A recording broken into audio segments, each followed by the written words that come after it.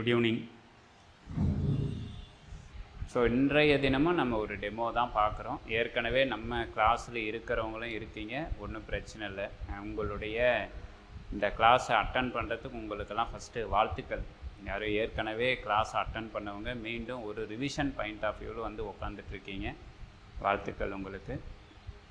நியூவாக வந்திருக்கிறவங்க ஒரு பாடத்தை வந்து எப்படி நம்ம ஈஸியாக அண்டர்ஸ்டாண்ட் பண்ணிக்கலாம் அப்படின்றதுக்காக இதை பொறுத்த வரைக்கும் இன்றைக்கி கிளாஸ் அரௌண்ட் ஒரு 1 hour பக்கம் நம்ம பேசக்கூடியது கெமிஸ்ட்ரி அப்படின்னாக்கில் எல்லாருக்கும் ரொம்ப முக்கியமான ஒரு போர்ஷன், ஒரு பாடத்திட்டம் அப்படின்னாக்கில் இந்த மாடர்ன் பீரியாடிக் டேபிள், நவீன ஆவர்த்தன அட்டவணை அப்படின்ற ஒன்று தான். நம்ம ஸ்கூல் டேஸ்லேருந்து கிட்டத்தட்ட 8th ஸ்டார்ட் ஆகுது அந்த modern periodic table. 8th 12th வரைக்கும் படிக்கிறோம். தென் 12th அடுத்தது யூஜி பிஜி வரைக்கும் படிக்கிறோம். இன்கேஸ் இப்போ நம்ம டீச்சர் ஆகிட்ட பிறகு பள்ளி மாணவர்களுக்கும் அதை பற்றிய போதித்தல், நம்ம டீச்சிங் அப்படின்றத நம்ம சொல்லிக்கிட்டு இருக்கிறோம். ஸோ அந்த மாடர்ன் பீரியாடிக் டேபிளை எப்படி உருவாக்குனாங்க, அதை எப்படி நம்ம ஈஸியாக ட்ரா பண்ணுறது, எப்படி எழுதுவது, how will you remember the elements, அதில் இருக்கக்கூடிய அந்த 118 தனிமங்கள் இன்றைக்கி ஸ்டில் நவ் இப்போ வரைக்கும் 127 தனிமங்கள் வந்து கண்டுபிடிக்கப்பட்டிருக்கு. 127 1 to 7. அந்த 127 எலமெண்ட்ஸை ஐடென்டிஃபை பண்ணியிருந்தாலும் அந்த எலமெண்ட்ஸுக்கான அப்ரூவல் யார் வந்து கொடுத்துட்டு இருக்கணும்னாக்கில் IUPAC, international union of pure and applied கெமிஸ்ட்ரின்றது அப்ரூவல் வந்து கொடுத்துருக்கணும். ஆனால் கொடுத்துருக்கக்கூடிய அப்ரூவல் நம்பர் ஆஃப் எலமெண்ட்ஸ் வந்து 118, 118 தனிமங்களுக்கு வந்து கொடுக்கப்பட்டிருக்கு. இந்த 118 தனிமங்களையும் எப்படி பிரிக்கப்பட்டிருக்கு, ஏன் பிரிச்சிருக்காங்க அப்படின்ற தகவலையும், தென் அந்த பீரியாடிக் டேபிளை வந்து நம்ம எப்படி ட்ரா பண்ணுறது, தென் அதே மாதிரி how will you remember the elements, தனிமங்களை எப்படி மனப்பாடம் பண்ணுறது, தென் அட்டாமிக் நம்பர், அணு எண்ணை எப்படி கண்டுபிடிக்கிறது. அதே போல் நமக்கு இந்த பாடத்திட்டங்கள் வந்து நீட்டாக இருந்தாலும் சரி, IIT JEE இருந்தாலும் சரி, நம்ம UG TRBயாக இருந்தாலும் சரி, பீரியாடிக் ப்ராப்பர்ட்டிஸ்ன்றது UG TRB போர்ஷன்ஸு வெறுமனே அந்த 5 ப்ராப்பர்ட்டிஸை மட்டும் சொல்லியிருக்காங்க. பட் அதர் தென் அந்த ப்ராப்பர்ட்டிஸை விட்டுட்டு மற்ற போட்டித் தேர்வுகளில், அதுவும் குறிப்பாக நீங்கள் RRB ரயில்வே ரெக்குயர்மெண்ட் போர்டெல்லாம் எழுதுனீங்கன்னா, இன்கேஸ் உங்கள்கிட்ட யாராவது ஒரு ஐடியா கேட்குறாங்க, நான் ஒரு RRB எக்ஸாம் எழுத போகிறேன், ஒரு கெமிஸ்ட்ரியில் என்னத்தை நான் படிக்கிறது அப்படின்னு சொன்னாங்கன்னா, ஒரே ஒரு டாப்பிக்கை மட்டும் பார்க்க சொல்லுங்கள். யார், இந்த பீரியாடிக் டேபிளை மட்டும் பார்க்க சொல்லுங்கள். ஒரு 5 கேள்வி 6 கேள்வி 7 கேள்வி இந்த RRB எக்ஸாம்பிள் கேட்குறாங்கன்னா, அரௌண்ட் அந்த 7 கொஸ்டின்ஸும் இந்த பகுதிக்குள்ளாருந்து மாடர்ன் பீரியாடிக் டேபிளுக்குள்ளார்ந்தே கேள்விகள் வந்து கேட்கப்பட்டிருக்கும். ஸோ அந்த அளவுக்கு முக்கியமாக இருக்கக்கூடிய ஒரு காம்படேட்டிவ் எக்ஸாம்பிள் இருக்கக்கூடிய இந்த மாடர்ன் பீரியாடிக் டேபிளை எப்படி நாம் ட்ரா பண்ணலாம் அப்படின்றத பற்றி பேசலாம். இந்த மாடர்ன் பீரியாடிக் டேபிள் வந்து எதை பேஸ் பண்ணி கன்ஸ்ட்ரக்ட் பண்ணியிருக்காங்க, உருவாக்கப்பட்டிருக்கு அப்படின்னு பார்த்தீங்கன்னா, அந்த குவாண்டம் எண்கள், குவாண்டம் நம்பர்ஸ் அப்படின்றத பேஸ் பண்ணி எழுதப்பட்டிருக்கு. அதிலும் குறிப்பாக எத்தனை குவாண்டம் நம்பர்ஸ்னாக்கில் 2 குவாண்டம் நம்பர்ஸை பேஸ் பண்ணி எழுதப்பட்டிருக்கு. ஒன்று வந்து பிரின்சிபல் குவாண்டம் நம்பர், ஆர்பிட்டை பற்றி பேசுறது. நம்பர் 2 வந்து அசிமுத்தல் குவாண்டம் நம்பர், ஆர்பிட்டால்ஸ் அப்படின்றத பற்றி பேசுறது. அப்படின்னா அந்த ஆர்பிட்டை பற்றி, ஆர்பிட்டால்ஸை பற்றி பேசக்கூடிய இந்த குவாண்டம் எண்கள் அப்படின்றத அடிப்படையாக கொண்டு இந்த நவீன ஆவர்த்தன அட்டவணை மாடர்ன் பீரியாடிக் டேபிள் வந்து வரையறுக்கப்பட்டிருக்கு. ஸோ அந்த மாடர்ன் பீரியாடிக் டேபிளை பற்றி நம்ம பேசுகிறதுக்கு ஃபஸ்ட் இன்ஃபர்மேஷன் நமக்கு தெரிஞ்சிக்க வேண்டியது, ஒரு ஆட்டம், ஒரு அணு அப்படின்றது யார் அப்படின்றதுக்கு அதுக்கெல்லாம் பெரிய ரிசர்ச் எல்லாம் வந்திருக்குது. அந்த ரிசர்ச்சில் இன்றைக்கி கடைசியாக சொல்லியிருக்கக்கூடிய தகவல் வரைக்கும் ஒரு அணுவை பிளந்து பார்த்தீங்கன்னா கடைசியாக சொல்கிற டீட்டெயில், கடைசி இன்ஃபர்மேஷன் என்ன சொல்கிறாங்கனாக்கில், it made up of god particle, அணுன்றது ஒரு கடவுள் துகளால் உருவாக்கப்பட்டிருக்கு. நம்ம என்ன சொல்கிறோம், பள்ளி பாட புத்தகங்களில் எலக்ட்ரான் புரோட்டான் நியூட்ரான் அவள் அப்படின்றது தான் சொல்கிறாங்க. அந்த எலக்ட்ரான் புரோட்டான் நியூட்ரான் அப்படின்றதும் வந்து யாராலும் ஒன்றால் உருவாக்கப்பட்டிருக்கும். அணுவில் எலக்ட்ரான் புரோட்டான் நியூட்ரான் இருக்குது, ஓகே. எலக்ட்ரான் யாரால் ஆனது, புரோட்டான் யாரால் ஆனது, நியூட்ரால் யாரால் ஆனது அப்படின்னு போகும் பொழுது அணுக்கரு, நியூக்ளியஸ் அப்படின்றத பற்றி பேசுகிறாங்க. நியூக்ளியஸை வந்து ஒரு குறிப்பிட்ட ஸ்டேஜ் வரைக்கும் பிரேக் பண்ண முடியாது, உடைக்க முடியாதுன்னு சொல்கிறாங்க. பட்டு மாடர்ன் அட்டாமிக் தியரி, நவீன அணுக்கொள்கை என்ன பண்ணுதுன்னுக்கெல்லாம் அணுன்றதை பிளக்க முடியும் அப்படின்னு சொல்லுது. அணுவை பிளக்கக்கூடிய இடங்களுக்கு தான் நியூக்ளியர் ரியாக்டர், அணு உலைகள் அப்படின்னு சொல்கிறோம். அப்படின்னா அந்த அணுக்கருவை பிளந்து பார்க்கும் பொழுது உள்ளே வந்து புரோட்டான் இருக்குது, நியூட்ரான் இருக்குதுன்னு சொல்கிறாங்க. அப்படின்னா புரோட்டான் நியூட்ரான் இருக்குன்னா அவங்க யாரால் ஆனது அப்படின்னா ஆராய்ச்சிகள் போகுது. அவங்க யாரால் ஆனதுன்னு சொல்கிறாங்கன்னாக்கா குவார்க், ஞாபகம் வச்சுக்கோங்க, குவார்க் அப்படின்ற துகள்களால் ஆனதுன்னு சொல்கிறாங்க. அப்படின்னா குவார்க்கால் புரோட்டான் நியூட்ரான் உருவாகிருக்குன்னா அந்த குவார்க் யாரால் ஆனது அப்படின்னா அந்த ஏதாவது ஒரு படத்தில் சிங்கமுத்துன்னு நினைக்கிறேன், சிங்கமுத்து ஏதாவது ஆகும்னா வடிவேல்கிட்ட ஒரு வாத்தியாராக தான் இருப்பார், ஒரு வாத்தியாராக இருப்பார். நம்ம வாத்தியாராக இருக்கிறதுனால சொல்கிறேன், வடிவேல்கிட்ட ஒரு காமெடி வந்து கேட்பார், இதை டெலிஃபோனை யார் கண்டுபிடிச்சது, அவர் ஏதாவது ஒரு ஆன்சர் சொன்னால் சரி அதுக்கு அடுத்து இதை யார் கண்டுபிடிச்சி இதை யார் கண்டுபிடிச்சது அப்படின்னு ஃபர்தராக கொஷின்ஸ் வந்து ரைஸ் பண்ணிட்டு போயிட்டே இருக்கும் பொழுது இன்றைக்கி இருக்கக்கூடிய கரண்ட்டு ட்ரெண்டில் என்ன வார்த்தையை சொல்கிறாங்கன்னா இந்த ஆட்டம்ன்றது ஸ்ட்ரிங்ஸ் அப்படின்ற துகள்களால் உருவாக்கப்பட்டிருக்கு அப்படின்றது தான் சொல்கிறாங்க. அதுக்கு பேர் தான் வந்து காட் பார்ட்டிக்கல், கடவுள் துகள்கள் அப்படின்ற பேரை வந்து கொடுக்குறாங்க. இந்த கடவுள் துகள்களை பற்றி பேசணுன்னா அது எங்கேயோ போகும். நாம் இங்கே ஒரு ஆட்டத்தில் சென்டர் ஆஃப் தி ஆட்டம் வந்து நியூக்ளியஸ் அப்படின்றது இருக்குது. அரவுண்ட் த நியூக்ளியஸ் யார் இருக்காங்கன்னா ஆர்பிட் அப்படின்றது இருக்காங்க. இந்த அரவுண்ட் த நியூக்ளியஸ் இருக்கிறவங்களுக்கு பேர் வந்து ஆர்பிட். இந்த ஆர்பிட்டுக்கு எல்லாத்துக்கும் பெயர் கொடுக்குறோம். என்ன பெயர் கொடுக்குறோம்? இவர் வந்து முதலாவது ஆர்பிட், இவர் வந்து இரண்டாவது ஆர்பிட், இவர் வந்து மூன்றாவது ஆர்பிட், இவர் நான்காவது ஆர்பிட். நான் மாடர்ன் பீரியாடிக் டேபிளை வச்சு தான் பேச போகிறேன். பட் இது தெரிஞ்சால் தான் அந்த டேபிள் ஏன் அப்படி வந்ததுன்றது உங்களுக்கு தெரியணும். ஸோ இந்த முதல் ஆர்பிட்டுக்கு பெயர் கொடுக்குறாங்க. என்ன பேருன்னா கே ஷெல், ஞாபகம் வச்சுக்கோங்க, கே ஷெல். தமிழ் வந்து கே ஆற்றல் மட்டம். ஷெல் அப்படின்னா தமிழில் ஆற்றல் மட்டம், ஆற்றல் மட்டம். இந்த செகண்ட் இருக்க சுஜி, ஏன் இவ்வளோ டல்லாக இருக்கிற? அண்ணா, எனக்கு பிரைவேட்ல வேலைக்கு போறதுக்கு ரொம்ப கஷ்டமா இருக்கு. அவங்க கொடுக்குற சம்பளத்துக்கு வருஷம் பூரா கஷ்டப்படுறத நினைச்சா பேசாம டெட் இல்லைன்னா டிஎன்பிசி ஏதாவது எழுதி கவர்மெண்ட் வேலைக்கு போயிடலான்னு இருக்கேன். இதுக்கு ஏன் இவ்வளவு வருத்தப்படுற? இப்போ கூட ஒன்றும் முழுகிடல, உனக்கு இன்னும் வயசு இருக்கு. கோச்சிங் சென்டர்ல சேர்ந்து படிச்சா கட்டாயம் பாஸ் பண்ணிடுவேன். நானும் அதை தான் நான் நினைக்கிறேன். ஆனா சென்னை மாதிரி ரொம்ப தூரம் போய் படிக்க ஹாஸ்டல் ஃபீஸ், சாப்பாடுன்னு நிறைய செலவாகும்னா. இது கூடவா தெரியாம இருக்கிற? நம்ம கிருஷ்ணகிரி காஞ்சி எக்ஸலண்ட் கடந்த 18 வருஷமா இயங்கிட்டு வருது. இதுல இது வரைக்கும் 2000 பேத்துக்கு மேல படிச்சு பாஸ் பண்ணி கவர்மெண்ட் வேலையில இருக்காங்க. என் ஃப்ரெண்டு கூட படிச்சு இப்ப நல்ல வேலையில இருக்கான். காஞ்சி எக்ஸலண்ட்ல ஆஃப்லைன், ஆன்லைன், தமிழ், இங்கிலீஷ் 2 மீடியத்திலையும் நடத்துறாங்க. மெட்டீரியலும் கொடுத்துட்றாங்க. இதை விட இதுல ஒரு பியூட்டி என்ன தெரியுமா? இங்க ஒரு தடவை பணம் கட்டினா போதும், பாஸ் பண்ற வரைக்கும் படிக்கலாம். அதுக்கப்புறம் உன்னால ஒரு சில நேரத்துல கிளாஸ் அட்டென்ட் பண்ண முடியலன்னு வை, அன்னைக்கு நடந்த கிளாஸ் ரெக்கார்டட் வீடியோவா உனக்கு அனுப்பிச்சிருவாங்க. அதை நீ எப்ப வேணா பாத்துக்கலாம். இவ்வளவு ஃபீச்சர்ஸ் இருக்கு. என்ன நான் சொல்றேன், எனக்கு தெரியாம இவ்வளவு நாளா நான் பாட்டுக்கு இருந்துட்டேன். எங்கனா இருக்கு? நம்ம கிருஷ்ணகிரியில சேலம் பைபாஸ்ல எல்ஐசிக்கு எதிரில் இருக்கிற காஞ்சி எக்ஸலண்ட் டிஎன்பிஎஸ்சி பயிற்சி மையம் தான். வா, இப்பவே உன்னை அழைச்சிட்டு போய் சேர்த்து விட்டுறேன். சரிண்ணா, வா இப்பவே போலாம்.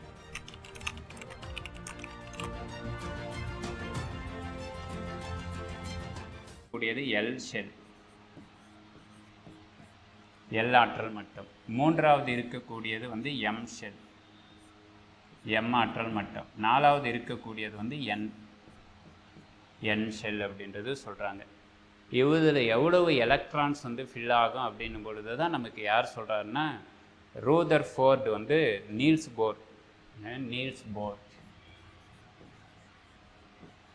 போர் வந்து ஒரு ஃபார்முலாவை உருவாக்குறாரு. இந்த ஆற்றல் மட்டங்களில் மேக்ஸிமம் எவ்வளோ எலக்ட்ரான்ஸ் ஃபில் ஆகுன்னா ஃபார்முலா 2n² அப்படின்றத ஞாபகம் வச்சுக்கோங்க அப்படின்னு சொல்கிறாரு. n அப்படின்றது யார் அப்படின்னு கேட்டால் ஷெல், ஆற்றல் மட்டங்கள் தான் n. இதை அடிப்படையாக கொண்டு நம்ம என்ன பண்ணுறோம்னு கேட்டால் எந்தெந்த ஆர்பிட்டு, எந்தெந்த ஆற்றல் மட்டங்கள் ஷெல்லுன்னு சொல்லலாம், ஆல்சோ கால்டு ஆர்பிட்டு. ஆர்பிட் அப்படின்னா என்ன அப்படின்னு பார்த்தீங்கன்னா இது வந்து ஒரு இமேஜினரியான ஒரு பாத், ஒரு கற்பனையாக. உண்மையாகவே இது இருக்கா அப்படின்னா நான் கேட்கக்கூடாது. இப்போல்லாம் சேட்டிலைட் லான்ச் பண்ணுறாங்க, செயற்கைக்கோள்கள் ஏவுறாங்கன்னா கூட சொல்கிறாங்க பூமியினுடைய ஆர்பிட், எர்த் ஆர்பிட்டர் சேட்டிலைட்டை வந்து என்ன பண்ணியாச்சு, நிலைநிறுத்தி ஆச்சு. அப்படின்னா பூமியை சுற்றி எங்கே ஆர்பிட் இருக்குது அப்படின்னு நம்ம கேள்வி கேட்கக்கூடாது. அது வந்து இமேஜினரியாக ஒரு கற்பனையாக இருக்கக்கூடிய ஒரு கட்டமைக்கப்பட்ட ஒரு இடம். அந்த இமேஜினரி பாத்துக்கு வந்து ஆர்பிட் அப்படின்ற பேரை கொடுக்குறோம். அப்படின்னா இந்த முதல் ஆர்பிட் அப்படின்றது யார்? கே ஆற்றல் மட்டத்தில் அதிகபட்சமாக எவ்வளவு எலக்ட்ரான்கள் நிரப்பப்பட்டு இருக்குன்னா கேவுக்கான மதிப்பு எவ்வளவு? 1 ஸ்கொயர் பண்ணிங்கன்னா 1 தான், O2 அப்படின்னா கே ஆற்றல் மட்டத்தில் மேக்சிமம் எலக்ட்ரான் எவ்வளோ இருக்குன்னா 2 அப்படின்றது இருக்கும்.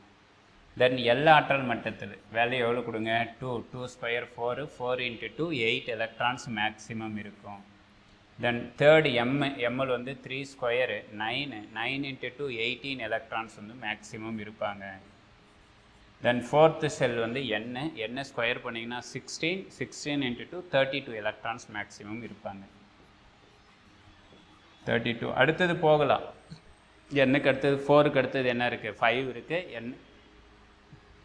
எண்ணுக்கு அடுத்து நமக்கு ஓ அப்படியே PQR அப்படின்னு போயிட்டே இருக்கும். பட் நமக்கு இது போதுமானதாக இருக்குது. இது வரைக்கும் கண்டறியப்பட்ட தனிமங்களுக்கு இந்த தகவல் NF 118 தனிமங்களுக்கு இந்த குவாண்டம் எண்களை வச்சு இந்த எலக்ட்ரான்கள் நிரப்பப்பட்டு இருக்கிறத வச்சு என்ன பண்ணிக்கலாம், நவீன ஆவர்த்தனை அட்டவணைன்றதை வரைஞ்சிக்கலாம் அப்படின்னு சொல்கிறாங்க. அடுத்த ஒரு கொஷின்ஸ் என்ன கேட்குறாங்கன்னா, ஒரிஜினலாக இப்போ இந்த ஆர்பிட் இருக்குது. இந்த ஆர்பிட் பாருங்கள், முதல் ஆற்றல் மட்டத்தில் எத்தனை எலக்ட்ரான் இருக்குது, மேக்ஸிமம் 2 எலக்ட்ரான். அந்த 2 எலக்ட்ரான் வந்து எங்கே இருக்குது, இந்த 2 எலக்ட்ரான் நம்ம ஆர்பிட் வரைகிறப்ப இது மாதிரி படத்தை வரைவோம். ஒரிஜினலாக எலக்ட்ரான்ஸ் வந்து செப்பரேட்டாக தனித்தனியாக இருக்குமானா கிடையாது. எலக்ட்ரான் இருக்கிற இடம் என்ன அப்படின்னு கேட்டால் ஆர்பிட்டால்ஸ் அப்படின்னு பேர் கொடுக்குறாங்க. தமிழ் வந்து துணை கூடுகள் அல்லது துணை ஆற்றல் மட்டங்கள். ஆர்பிட்டால்ஸ் அப்படின்றத தான் எலக்ட்ரான் இருக்கும். யார் அந்த ஆர்பிட்டால்ஸ் அப்படின்னு பார்க்கும் பொழுது அடுத்த ஸ்லைடு மூவ் பண்ணணும். இது வரைக்கும் உங்களுக்கு கிளியர் இல்லையா, இந்த தகவல் NF இல்லையா, புரியுது இல்லையா? ஏன்னா இது ரிலவெண்ட்டாக அடுத்தது அப்படியே நம்ம டச் பண்ணணும். செகண்ட் இன்ஃபர்மேஷன், ஆர்பிட்டில் எலக்ட்ரான்ஸ் வந்து சுற்றிக்கிட்டு இருக்கிற இடம் ஆர்பிட்டு. ஆனால் ஒரிஜினலாக இந்த எலக்ட்ரான்ஸ் வந்து இந்த இடத்துல லொக்கேட் ஆகிருக்குன்னா அதுக்கு என்ன பேர் சொல்லணும், ஆர்பிட்டால்ஸ் அப்படின்றது சொல்லணும். நமக்கு எந்தெந்த ஆர்பிட்டால்ஸ் இருக்காங்க அப்படின்னு கேட்டால் ஞாபகம் வச்சுக்கோங்க. சப்ஷெல் துணை கூடுகள் அல்லது துணை ஆற்றல் மட்டங்கள் அப்படின்னு சொல்கிறாங்க. யார் அந்த துணை ஆற்றல் மட்டங்கள் அப்படின்னு கேட்டால் எஸ் பி டி எஃப். இதை பற்றி பேசுகிறது தான் second quantum number, azimuthal quantum number. Simple வந்து என்ன சொல்கிறோம், எல். இந்த குவாண்டம் எண்களை பற்றிய வகுப்புகள் வந்து நாளைக்கு கிளாஸ் இருக்கும். அல்லது உங்கள்கிட்ட ஒரு ஓப்பன் சாய்ஸ், உங்களுக்கு ஏதாவது ஒரு கஷ்டமான பகுதிகள் இருக்குது அப்படின்ற மாதிரி சொல்லுங்கள். அந்த பகுதியை வந்து டெமோ கிளாஸாக நாளைக்கு வந்து வச்சுக்கலாம். ஸோ எஸ்பிடிஎஃப் அப்படின்றது இருக்குது. இவர்களுக்கான எல் வேல்யூ, எல் மதிப்புகள் என்ன அளவிடப்படுகிறதுனா, எஸ் ஆர்பிட்டால்னா 0, பி ஆர்பிட்டால்னா 1, டி ஆர்பிட்டால்னா 2, எஃப் ஆர்பிட்டால்னா 3 அப்படின்றது தான் இதுக்கான எல் மதிப்புகள். அதுக்கடுத்தது என்ன சொல்கிறாங்கனாக்கில், இப்போ ஆர்பிட்டை பொறுத்த வரைக்கும் ஒரே வகை தான், ஒரு ஒரு சர்க்குலர் பாத், ஒரு சுற்றுவட்ட பாதை அவ்வளோதான் முடியுது. பட் நமக்கு யார் இருக்காங்கன்னா இந்த ஆர்பிட்டால்ஸ் வந்து சப்டிவிஷன், துணை கூடுகள், பேரே இருக்குது ஆர்பிட்டால்ஸ், ஃப்ளூரல் ஃபார்மில் வந்து இருக்குது. அப்படின்னா இவர்கள் என்ன இருக்காங்க, இன்னும் என்ன இருக்குன்னா செப்பரேட், தனித்தனியாகலாம் இருக்காங்க. அவங்க எத்தனை எண்ணிக்கையில் இருக்காங்க அப்படின்றதுக்கு இந்த மேக்னெட்டிக் இது அசிமுத்தல் குவாண்டம் நம்பர் வந்து என்ன சொல்லுது அப்படின்னு கேட்டால் பாருங்கள், நம்பர் ஆஃப் ஆர்பிட்டல்ஸ் எவ்வளோ எண்ணிக்கையில் இருக்குன்னா அதுக்கு ஃபார்முலா என்ன, 2l+1. இந்த எண்ணிக்கையில் வந்து ஆர்பிட்டல்ஸ் வந்து இருக்கும் அப்படின்னு சொல்கிறாங்க. இப்போ நமக்கு யாருடைய மதிப்பு தெரியும், எல்லுடைய மதிப்பு தெரியும். எல்லுக்கு என்ன மதிப்பு, எஸ் ஆர்பிட்டாலுக்கு வந்து 0 கொடுத்தீங்கன்னா எத்தனை ஆர்பிட்டல் இருக்குது, ஒரே ஒரு ஆர்பிட்டல் தான் எஸ் ஆர்பிட்டல். அப்படின்னா எஸ்ஸுக்கு நேராக பாருங்கள், இந்த இடத்துல 0 × 2 என்ன ஆயிரும், 0 ஆயிரும். 0+1ன்னா ஒரே ஒரு ஆர்பிட்டல். எஸ் ஆர்பிட்டல் எத்தனை இருக்குது, ஒன்று தான் இருக்கும். தென் யார் வரும் நெக்ஸ்ட்டு, பி ஆர்பிட்டல் வரும்பொழுது பாருங்கள் 1 O2 2 +1 3 ஆர்பிட்டல்ஸ் வந்து இருப்பாங்க. டி ஆர்பிட்டல் போகும்பொழுது 5 வேரியண்ட், 5 வகைகள் வந்து இருக்கும். எஃப் ஆர்பிட்டல் போகும்பொழுது நீங்கள் தான் ஆன்சர் சொல்லிடலாம், 7 வேரியண்ட். அதனால தான் நம்ம இந்த எஸ் ஆர்பிட்டாலை வரையும் பொழுது என்ன சொல்லுவோம், ஒரே ஒரு பாக்ஸ் வந்து வரைவோம். பி ஆர்பிட்டால் வரும்பொழுது இந்த இதெல்லாமே டீஜெனரேட்டட் லெவல், சேம் ஆற்றல் மட்டத்தில், ஒரே ஆற்றல் மட்டத்தில் தனித்தனியாக இருக்காங்க அப்படின்னு பேர். இவர்களுக்கு வந்து எந்த ஆக்சிஸ், ஆர்பிட் அப்படின்றது 2 டைமென்ஷன், இந்த ஆர்பிட்டல்ஸ்ன்றது 3 டைமென்ஷன், முப்பரிமாணத்தில் இருப்பாங்க, 3D ஷேப். அது என்ன 3D ஷேப் அப்படின்னா, it will be axis oriented, X அச்சில் இருக்கா, ஒய் அச்சில் இருக்கா, இசட் ஆக்சிஸில் இருக்கா அப்படின்றத பொறுத்து. எஸ் ஆர்பிட்டலை பொறுத்த வரைக்கும் ஸ்பெரிக்கல் ஷேப், வட்ட வடிவத்தில் இருக்கிறதுனால அது ஆக்சிஸை நீங்கள் நோட்டிஃபை பண்ணணும்னு அவசியம் கிடையாது. பட் பி ஆர்பிட்டாலை பொறுத்த வரைக்கும் நம்ம நோட்டிஃபை பண்ணுவோம், என்ன பிஎக்ஸு, பிஒய், பிஜி அப்படின்னு போடுவோம். சில பாட புத்தகங்கள் என்ன பண்ணுவாங்கன்னா இது அப்படியே உல்ட்டாவும் இருக்கும், பிஒய் வந்து லாஸ்ட் இருக்கும், பிசட் வந்து சென்ட்ரல் இருக்கும். ஓகேங்களா, தென் டி ஆர்பிட்டால் பொறுத்த வரைக்கும் எவ்வளோ வேரியண்ட்டுனா 5 வேரியண்ட், 5 வேரியண்ட், 5 வேரியண்ட் வந்து டி ஆர்பிட்டால். டி ஆர்பிட்டாலுக்கும் பேரெல்லாம் தெரியும், DXY, டி என்ன டபுள் டம்பிள், அதனால் 2 வேரியண்ட் வந்து இருப்பாங்க. தென் எஃப் ஆர்பிட்டால் வந்து 7 வேரியண்ட், 7 வகைகள் வந்து இருப்பாங்க. இது யாருக்கு? எஃப் ஆர்பிட்டாலுக்கு அப்படின்றது இது தகவல். தென் நெக்ஸ்ட் என்ன கேள்வி கேட்குறாங்கன்னா, இந்த ஆர்பிட்டால்ஸில் தான் ஒரிஜினலாக யார் இருக்கிறவங்க, எலக்ட்ரான்ஸ் வந்து இருக்கிறவங்க. சரி, எவ்வளவு எலக்ட்ரான்ஸ் இருக்கும் அப்படின்றதுக்கு number of orbital, number of electrons அல்லது maximum number of electrons in சப்ஷெல்னாலும் சரி, அதர்வைஸ் ஆர்பிட்டல்ஸ், ஆற்றல் மட்டங்கள் அப்படின்னாலும் சரி. ஃபார்முலா என்ன அப்படின்னா 4l+2. இதில் நமக்கு யாருடைய வேல்யூ தெரியும்? எல்லுடைய வேல்யூ தெரியும். எல்லுடைய வேல்யூ பாருங்கள், எஸ் ஆர்பிட்டால் வந்து என்ன கொடுங்க? 0 அப்படின்னா 0 × 4 என்ன ஆகும்? 0. 0 + 2ன்னா 2 அப்படின்னா எஸ் ஆர்பிட்டலில் மேக்ஸிமம் நம்பர் ஆஃப் எலக்ட்ரான் எவ்வளோ இருப்பாங்க? 2 எலக்ட்ரான்ஸ் இருக்கும். தென் அதுவே நெக்ஸ்ட்டு பி ஆர்பிட்டால் போகும்போது பாருங்கள் 1 4 4 +2 வந்து நமக்கு 6 எலக்ட்ரான்ஸ் இருப்பாங்க. இப்போ இந்த 6 எலக்ட்ரான்ஸ் என்ன பண்ணணும்? ஈச் ஆர்பிட்டலுக்கு வந்து ஸ்ப்ளிட் பண்ணி கொடுக்கணும். இப்போ பாருங்கள், மொத்தம் 6 இருக்கு இல்லையா? 6 எலக்ட்ரான் 2 2 2 அப்படின்னு ஸ்ப்ளிட் வந்து ஆகிக்கும். நமக்கு 3 × 2 எவ்வளோ வந்துடும்? 6 எலக்ட்ரான்ஸ் அப்படின்றது வந்துடும். தென் டி ஆர்பிட்டால் போகும்பொழுது எல்லுடைய மதிப்பு எவ்வளவு? 2 2 × 4 அப்படின்னும் பொழுது 8 8 + 2னும் பொழுது 10 எலக்ட்ரான்ஸ். தென் எஃப் ஆர்பிட்டால் வரும்பொழுது 3 3 × 4 12 12 + 2 வந்து 14 எலக்ட்ரான்ஸ். ஸோ இப்போ இந்த 7 வேரியண்ட்டில் ஈச் வேரியண்ட் ஆர்பிட்டால்ஸ்க்கு வந்து 2 எலக்ட்ரான்ஸ், அதனால் 14 எலக்ட்ரான்ஸ். இதுதான் நமக்கு இந்த தொகுதியில் காணப்படக்கூடிய நம்பர் ஆஃப் எலமெண்ட்ஸும். எலக்ட்ரான்களின் எண்ணிக்கையும் தனிமங்களின் எண்ணிக்கையும் சமம். இதை வந்து மாற்றிக்கூடாது.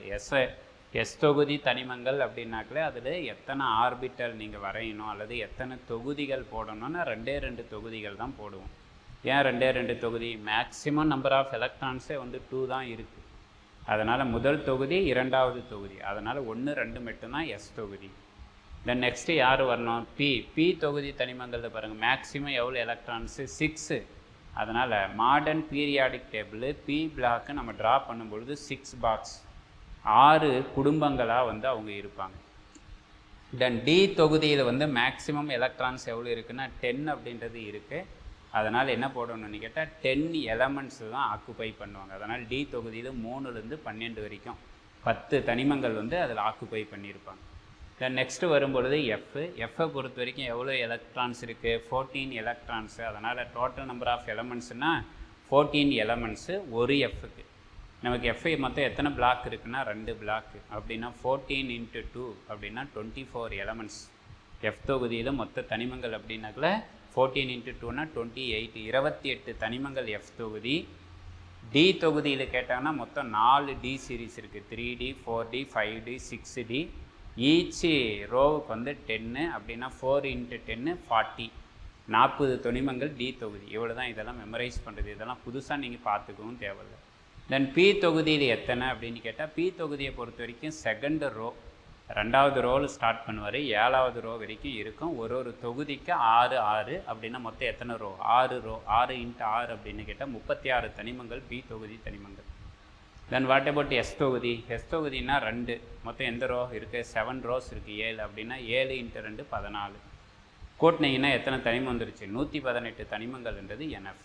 இப்போ நமக்கு யார் யார் தெரிஞ்சிருச்சு? ஆர்பிட்டும் தெரிஞ்சிருச்சு, ஆர்பிட்டாலும் தெரிஞ்சிருச்சு. அதில் எவ்வளோ எலக்ட்ரான்ஸ் இருக்குன்றதும் சொல்லியாச்சு, அதில் எத்தனை வேரியண்ட் அப்படின்றது இருக்குதுன்னு தெரிஞ்சாச்சு. இப்போ அடுத்த கேள்வி என்ன சொல்கிறாங்கனாக்கல, எத்தனை ஆர்பிட்டுக்கு எத்தனை ஆர்பிட்டால்ஸ் அப்படின்ற ஒரு கேள்வியை கேட்குறாங்க. கேள்வி கேட்கும்பொழுது என்ன சொல்கிறாங்கன்னா, நம்பர் ஆஃப் ஆர்பிட், ஆற்றல் மட்டங்கள் வந்து ஈக்குவல், சமமாக இருப்பாங்க. யாருக்கு அப்படின்னு கேட்டால் டோட்டல் நம்பர் ஆஃப் ஆர்பிட்டால்ஸ், துணை ஆற்றல் மட்டங்களுக்கு சமம் அப்படின்னு சொல்கிறோம். ஸோ இதை வந்து அடுத்த தகவல் நம்ம என்ன பேசுகிறோம் அப்படின்னா பாருங்கள், இது வந்து ஆர்பிட் என்ன பேர்? KLMN, அது ஆர்பிட்டுக்கான வேல்யூ என்ன சொல்கிறோம்? n என்ன மதிப்பு? 1 2 3 4. அடுத்தது அந்த ஆர்பிட்டில் மேக்ஸிமம் நம்பர் ஆஃப் எலக்ட்ரான். இப்போ பார்த்ததை அப்படியே ஒரு ரிவைஸ் பண்ணுறோம். ஃபார்முலா 2n² அப்ளை பண்ணிங்கன்னா K 2 electron, L 8 electron, M 18, N 32 electrons. இதோட நமக்கு யார் முடியுது? ஆர்பிட்டை பற்றிய தகவல் முடியுது. கண்டிஷன் நம்பர் 2, எலக்ட்ரான்ஸ் ஒரிஜினலாக இருக்கிற இடம் யார் கிடையாது? ஆர்பிட் கிடையாது. எங்கே இருக்குது? ஆர்பிட்டல்ஸில் தான் எலக்ட்ரான் இருக்குது. ஸோ ஆர்பிட்டல் யாருக்கு சமம் அப்படின்னு சொல்லியிருக்கிறோம்? ஆர்பிட்டலுக்கு சமம். இப்போ பேசுகிறது எத்தனாவது ஆர்பிட்டை பற்றி பேசுகிறோம்? முதல் ஆர்பிட்டு. அந்த முதல் ஆர்பிட்டுக்கான துணைக்கூடுகள் வந்து 1 தான் இருக்குது. அதனால் ஆர்பிட் நம்பர் என்ன போட்டுடுறோம்? 1. இந்த ஃபஸ்ட்டு செல்லுக்கான சப்ஷெல் துணைக்கூடு யாருன்னா எஸ் தான் துணைக்கூடு. ஏன்னா அதுக்கு தான் எல் மதிப்பு எவ்வளவு? 0. அதனால் வேல்யூ ஃபில் பண்ணுறப்ப எல் வேல்யூஸு லோயர்லேருந்து நமக்கு ஹையருக்கு போகணும். அதனால் லோயர் வேல்யூ எவ்வளவு? 0 அப்படின்னு சொல்லிடுறோம். அப்படின்னா இப்போ நம்ம எழுத வேண்டியது ஃபஸ்ட்டு ரோ பீரியாடிக் டேபிளில் முதல் தொடர் எழுதும் பொழுது வெறுமனே யார் தொகுதி மட்டும்தான் இருக்கணும்னா எஸ் தொகுதி தனிமங்களை மட்டும்தான் எழுதணும். 1Sக்கு நேராக 1P அப்படின்னு போடக்கூடாது. ஏன்னா கே ஷெல்லுக்கு யார் மட்டும்தான் இருக்காங்க? 1S அப்படின்றது துணைக்கூடு மட்டும்தான் இருக்குது. அந்த துணைக்கூட்டில் தான் எத்தனை எலக்ட்ரான் இருக்குது? 2. அதனால் எலக்ட்ரானிக் கான்ஃபிகரேஷன் என்ன சொல்லுவோம்? 1s2 அப்படின்னு சொல்லி முடிக்கிறோம். தென் அடுத்தது எந்த ஷெல் வரும்? செகண்ட் ஷெல் மேக்ஸிமம் எவ்வளோ எலக்ட்ரான்ஸ் இருக்குது? 8 எலக்ட்ரான். இந்த 8 எலக்ட்ரான் யாருக்கு ஸ்ப்ளிட் அப் ஆகும் அப்படின்னு கேட்டால் 2 சப்ஷெல்லுக்கு ஸ்ப்ளிட் அப் ஆகும், அல்லது 2 ஆர்பிட்டல்ஸுக்கு ஸ்ப்ளிட் அப் ஆகும். யார் அந்த 2 ஆர்பிட்டல் அப்படின்னு கேட்டால் லோயர் எனர்ஜி லெவலில் இருக்கக்கூடிய எஸ் ஆர்பிட்டல், தென் அதுக்கு அடுத்தது ஹையர் எனர்ஜி லெவலில் இருக்கக்கூடிய பி ஆர்பிட்டல். இங்கே பார்த்துருக்குறோம் பாருங்கள். எல் வேல்யூ ஃபஸ்ட்டு எதுக்கு போடணும்? 0. அவருக்கு அடுத்தது தான் எங்கே வரும்? 1. தென் செகண்டு போகலாமா அப்படின்னா நமக்கு அந்த அமௌண்ட் ஆஃப் எலக்ட்ரான்ஸே இல்லை. நமக்கு டோட்டலாக செகண்ட் ரோவில் எவ்வளோ எலக்ட்ரான்ஸ் இருக்குதுன்னு பாருங்கள். 8 எலக்ட்ரான்ஸ். 8 எலக்ட்ரான்ஸில் எஸ்ஸில் நமக்கு எவ்வளோ ஃபில் ஆகும்? 2. பி எவ்வளோ ஃபில் ஆகுவாங்க? 6. அப்படின்னா 2 கூட்டல் 6 8 எலக்ட்ரான் முடிஞ்சு போச்சு. அதனால் நீங்கள் டிக்கு போக வேண்டிய அவசியமே கிடையாது. பேசுகிறது எந்த ஷெல்லை பற்றி பேசுகிறோம்? Second shell. அதனால் முன்னாடி 2s 2p. 2sல எஸ்னாக்கில் எவ்வளோ எலக்ட்ரான்? 2. பின்னா எவ்வளோ எலக்ட்ரான்? 6. அதனால தான் நம்ம 2வது ரோவில் மாடர்ன் பீரியாடிக் டேபிளில் பி தொகுதி வந்து முதல் தொடருக்கு நேராக வரையவே கூடாது. ஏன்னா முதல் தொடர் வெறுமனே யார் மட்டும்தான் இருக்காங்க? எஸ் மட்டும்தான் இருக்காங்க. அப்படின்னா நம்ம பி வரையணும்னா எந்த தொடருக்கு போகணும்? செகண்டு பீரியட் 2வது தொடர்லேருந்து தான் எழுதணும் அப்படின்னு சொல்கிறோம். தென் அடுத்தது எங்கே வரும்? Third shell 3. எத்தனை சப்ஷெல் இருப்பாங்க? இப்போ சொன்ன தகவலை வச்சு உங்களால் ஆன்சர் பண்ண முடியுதா பாருங்கள், சொல்லுங்கள் பார்க்கலாம். 3வது தொடரில் எத்தனை சப்ஷெல் இருக்கலாம்? Any idea? நான் உங்களுடைய சாட் பாக்ஸை தான் பார்த்துட்ருக்குறேன், நீங்கள் கமெண்ட் பண்ணலாம். எத்தனை இருக்கிறாங்க? 3 பேர் இருக்கலாம். யார் அந்த 3 பேர் அப்படின்னு கேட்டால் மீண்டும் எங்கேருந்து போகணும்? லோயர் எனர்ஜி லெவல்லேருந்து வரணும். லோயர் யார்? எஸ்ஸு, அவருக்கு அடுத்தது பி, அவருக்கு அடுத்தது டி. இந்த 3 பேர் இருக்கிறதுக்கு வாய்ப்பு இருக்குது அப்படின்னு கேட்டால் இங்கே எழுதும் பொழுது பாருங்கள். ஃபஸ்ட்டு யார் இருப்பாங்க? எஸ், தென் பி, தென் டி. 3 பேர் இருக்காங்க. இது பேசுகிறது எந்த ஷெல்லை பற்றி பேசுகிறோம்? தேர்டு ஷெல்லை பற்றி பேசுகிறோம். அதனால் முன்னாடி என்ன போட்டுக்கணும்? 3s 3p 3d அப்படின்றத போட்டுறோம். டோட்டலாக எவ்வளோ எலக்ட்ரான்ஸ் இருக்குது? 18 எலக்ட்ரான். இந்த 18 எலக்ட்ரானை இந்த 3 பேருக்கு இப்போ பங்கிட்டு கொடுக்கணும், ஷேர் பண்ணி கொடுக்கணும். நம்ம ஆல்ரெடி பேசிட்டோம். எஸ் அப்படின்னாக்கில் மேக்ஸிமம் எவ்வளோ தான்? 2 தான். பி அப்படின்னும் பொழுது மேக்ஸிமம் எவ்வளோ தான்? 6 தான். டி அப்படின்னும் பொழுது மேக்ஸிமம் எவ்வளோ தான்? 10 தான். இப்போ ஆட் பண்ணிங்கன்னா எவ்வளவு? 18 எலக்ட்ரான்ஸ் வந்துருச்சு.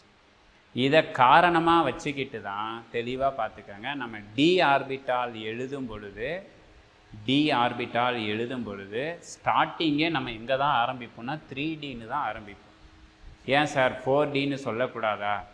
இல்லை 1Dன்னு எழுதக்கூடாதா? அல்லது 2Dன்னு எழுதக்கூடாதான்? எழுதக்கூடாது. ஏன் அப்படின்னா இந்த டி ஆர்பிட்டால் 3வது ஷெல்லுலேருந்து தான் ஆரம்பிக்குது. அப்படின்னா தேர்டு ஷெல்லுக்கு நேராக இருந்து தான் நம்ம யாரை வரையணும் அப்படின்னு கேட்டால் இந்த டி ஆர்பிட்டாலை வரையணும். இதை புரிஞ்சிக்கணும். டி ஆர்பிட்டால் தேர்டு ஷெல்லுக்கு தான் வரையணும். அப்படின்னா தேர்ட் ரோ போகும் பொழுது மாடர்ன் பீரியாடிக் டேபிளில் முதல் வரிசையில் 2 தனிமங்கள் மட்டும் இருக்கும். 2வது வரிசை போகும்பொழுது உங்களுக்கு 8 தனிமங்கள் இருப்பாங்க. அதே 8 தனிமங்கள் 3வது வரிசைன்னு இருக்கும்.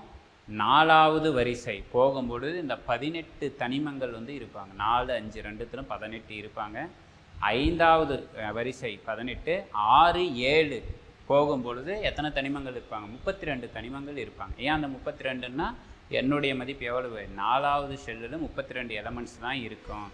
இப்போ அந்த 4 நம்ம ஃபில் பண்ணுறதுக்கு தான் எத்தனை சப்ஷெல்ஸ் இருப்பாங்கன்னா 4 பேர் துணைக்கூடுகள் இருப்பாங்க. யார் யார் அந்த 4 பேருன்னா, ஃபஸ்ட்டு துணைக்கூடு யார்? எஸ்ஸு, தென் பி, தென் டி, அதுக்கு அடுத்தது எஃப். பேசுகிறது எந்த ஷெல்லை பற்றி? 4வது ஷெல்லு. அதனால் என்ன S? 4s, 4p, 4d, 4f அப்படின்னு சொல்கிறோம். இதில் இருக்கக்கூடிய டோட்டலாக 32 எலக்ட்ரான்ஸை இப்போ ஸ்ப்ளிட்டப் பண்ணி கொடுக்கணும். எவ்வளவு? எஸ்ஸுக்கு வந்து 2, பிக்கு வந்து 6, டிக்கு வந்து 10, எஃப்க்கு வந்து 14. இது எல்லாத்தையும் கூட்டினீங்கன்னா உங்களுக்கு எவ்வளோ வந்துருச்சு? 32 எலக்ட்ரான்ஸ் வந்து வந்திருக்கணும்.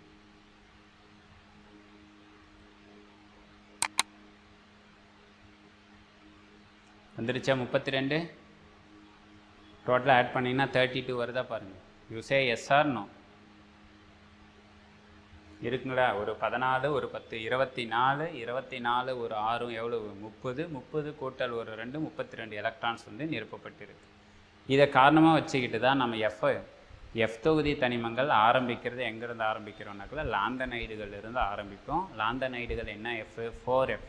ஏன் சார் 4f எடுத்தோடனே ஆரம்பிக்கிறோம் அப்படின்னா, இந்த எஃப் அப்படின்ற துணைக்கூடு அல்லது ஆர்பிட்டல் எந்த ஷெல்லில் தான் வருது? 4th ஷெல்லுக்கு தான் துணையாக இருக்கிறார். அதனால் 4f அப்படின்னு பேரை வந்து கொடுக்குறோம். இப்போ இந்த தகவல்களை வச்சுக்கிட்டு தான் நம்ம யாரை வரைய போகிறோம்? மாடர்ன் பீரியாடிக் டேபிள், நவீன ஆவர்த்தன அட்டவணைன்றதை வரைய போகிறோம். ஓகே, இதை பேஸ் பண்ணி தான் என்ன பண்ணுறாங்கனாக்கா இந்த மாடர்ன் பீரியாடிக் டேபிள் அப்படின்றது ஒன்று உருவாகுது. அதுக்கு முன்னாடியே வந்து மெண்டலீஃப் ஒரு டேபிளை வந்து உருவாக்கி இருக்கிறாரு. அந்த மெண்டலீஃப் பீரியாடிக் டேபிள் வந்து பார்த்தீங்கன்னா அவர் என்ன பண்ணுறாருன்னா மாஸ் நம்பரை பேஸ் பண்ணி நிறை எண்ணை அடிப்படையாக கொண்டு அவர் எழுதுகிறாரு. பட் நமக்கு அதுக்கு பிறகு ஹென்ரி மோஸ்லே அப்படின்ற சயின்டிஸ்ட்டு எதை உருவாக்குறாருன்னா அட்டாமிக் நம்பர் அப்படின்றத ஒன்று உருவாக்குறாரு. அதை பேஸ் பண்ணி தான் மாடர்ன் பீரியாடிக் லா, நவீன ஆவர்த்தன விதி அப்படின்ற ஒன்று உருவாக்குறாங்க. அந்த நவீன ஆவர்த்தன விதி என்ன சொல்லுது அப்படின்னு கேட்டால், அந்த எலமெண்ட்ஸினுடைய ப்ராப்பர்ட்டிஸ், தனிமங்கள் இருக்குது அப்படின்னு கேட்டால் அந்த தனிமங்களினுடைய பண்புகள் எதை பொறுத்தது? அணு எண்ணை பொறுத்து இருக்குது அப்படின்ட்டு எக்ஸ்ரே ஸ்கேட்டரிங் இந்த வார்த்தை கேட்பாங்க. எக்ஸ்ரே சிதறல் சோதனை அப்படின்றத பண்ணுறாரு. எக்ஸ்ரே சிதறல் சோதனை அப்படின்ற ஒன்று பண்ணுறாரு. பண்ணும் பொழுது அந்த எக்ஸ்ஹெச்சில் வந்து அணு எண் இசட் அப்படின்றதை எடுத்துக்கிறாரு. ஒய் ஆக்சிஸில் வந்து ரூட் ஆஃப் ஃப்ரீக்குவன்சி, அதிர்வெண்ணுடைய வர்க்கமூலத்தை வந்து எடுத்துக்கிறாரு. எந்த அதிர்வெண்ணு? எக்ஸ்ரே உடைய அதிர்வெண் ஃப்ரீக்குவன்சியை வந்து எடுத்துக்கிறாரு. அந்த கிராஃபிக்கல் எக்ஸ்பிரஷன் வந்து பார்க்கும் பொழுது இந்த அட்டாமிக் நம்பர் வந்து குறைவாக இருக்கும் பொழுது ஃப்ரீக்குவன்சியும் குறைவாக இருக்குது. அட்டாமிக் நம்பர் அதிகரிக்கும் பொழுது ஃப்ரீக்குவன்சியும் அதிகமாகுது. So we will get straight line, ஒரு நேர்கோடு அப்படின்ற ஒரு ஸ்லோப் வந்து கிடைக்கிது. அது வந்து த்ரோ த ஆர்ஜன், அந்த பூஜ்ஜியத்தின் வழியாக வந்து ஆரம்பிக்கிறது. அதனுடைய முடிவில் மெண்டலீஃப் அப்படின்றவர் வரைஞ்ச ஆவர்த்தன விதி வந்து சற்று தவறாக தென்படுகிறது. தனிமங்களினுடைய பண்புகள் அது ஃபிசிக்கல், கெமிக்கல் அண்டு பீரியாடிக் யாராக இருந்தாலும் சரி, இயற்பியல் பண்புகளாக இருந்தாலும் சரி, வேதி பண்புகளாக இருந்தாலும் சரி, ஆவர்த்தன பண்புகளாக இருந்தாலும் சரி, இது மூன்றும் தனிமங்கள் வந்து மாறுபடுவதற்கு காரணமாக அமைவது நிறை எண் கிடையாது. எந்த எண்ணு தான்? அணு எண் அப்படின்ற ஒன்று அப்படின்றத யார் சொல்கிறாருன்னா ஹென்ரி மோஸ்லே. எக்ஸ்ரே சிதறல் மாதிரியை சொன்னவர் வந்து ஹென்ரி மோஸ்லே அப்படின்றவர் சொல்கிறாரு. இந்த மோஸ்லே உடைய கான்செப்ட் படி ப்ராப்பர்ட்டிஸ் ஆஃப் எலமெண்ட்ஸ், தனிமங்களினுடைய பண்புகள் ஞாபகம் வச்சுக்கோங்க. Properties of elements. இந்த ப்ராப்பர்ட்டிஸ் வந்து 3 பேராக இருக்கலாம். ஃபிசிக்கலாகவும் இருக்கலாம், அல்லது கெமிக்கலாகவும் இருக்கலாம், அல்லது பீரியாடிக் ப்ராப்பர்ட்டிஸ் ஆவர்த்தன பண்புகளாகவும் இருக்கலாம். இது எல்லாத்துக்குமே காரணம் இந்த பண்புகளினுடைய வேரியேஷன், பண்புகளினுடைய மாறுபாட்டுக்கு காரணம் யார் அப்படின்னு கேட்டால் அட்டாமிக் நம்பர், அணு எண்ணு தான் காரணமாக இருக்குது அப்படின்றது ஒரு கன்க்ளூஷன், முடிவுக்கு வந்து சொல்கிறாங்க. இந்த தகவலுக்கு தான் பேர் வந்து மாடர்ன்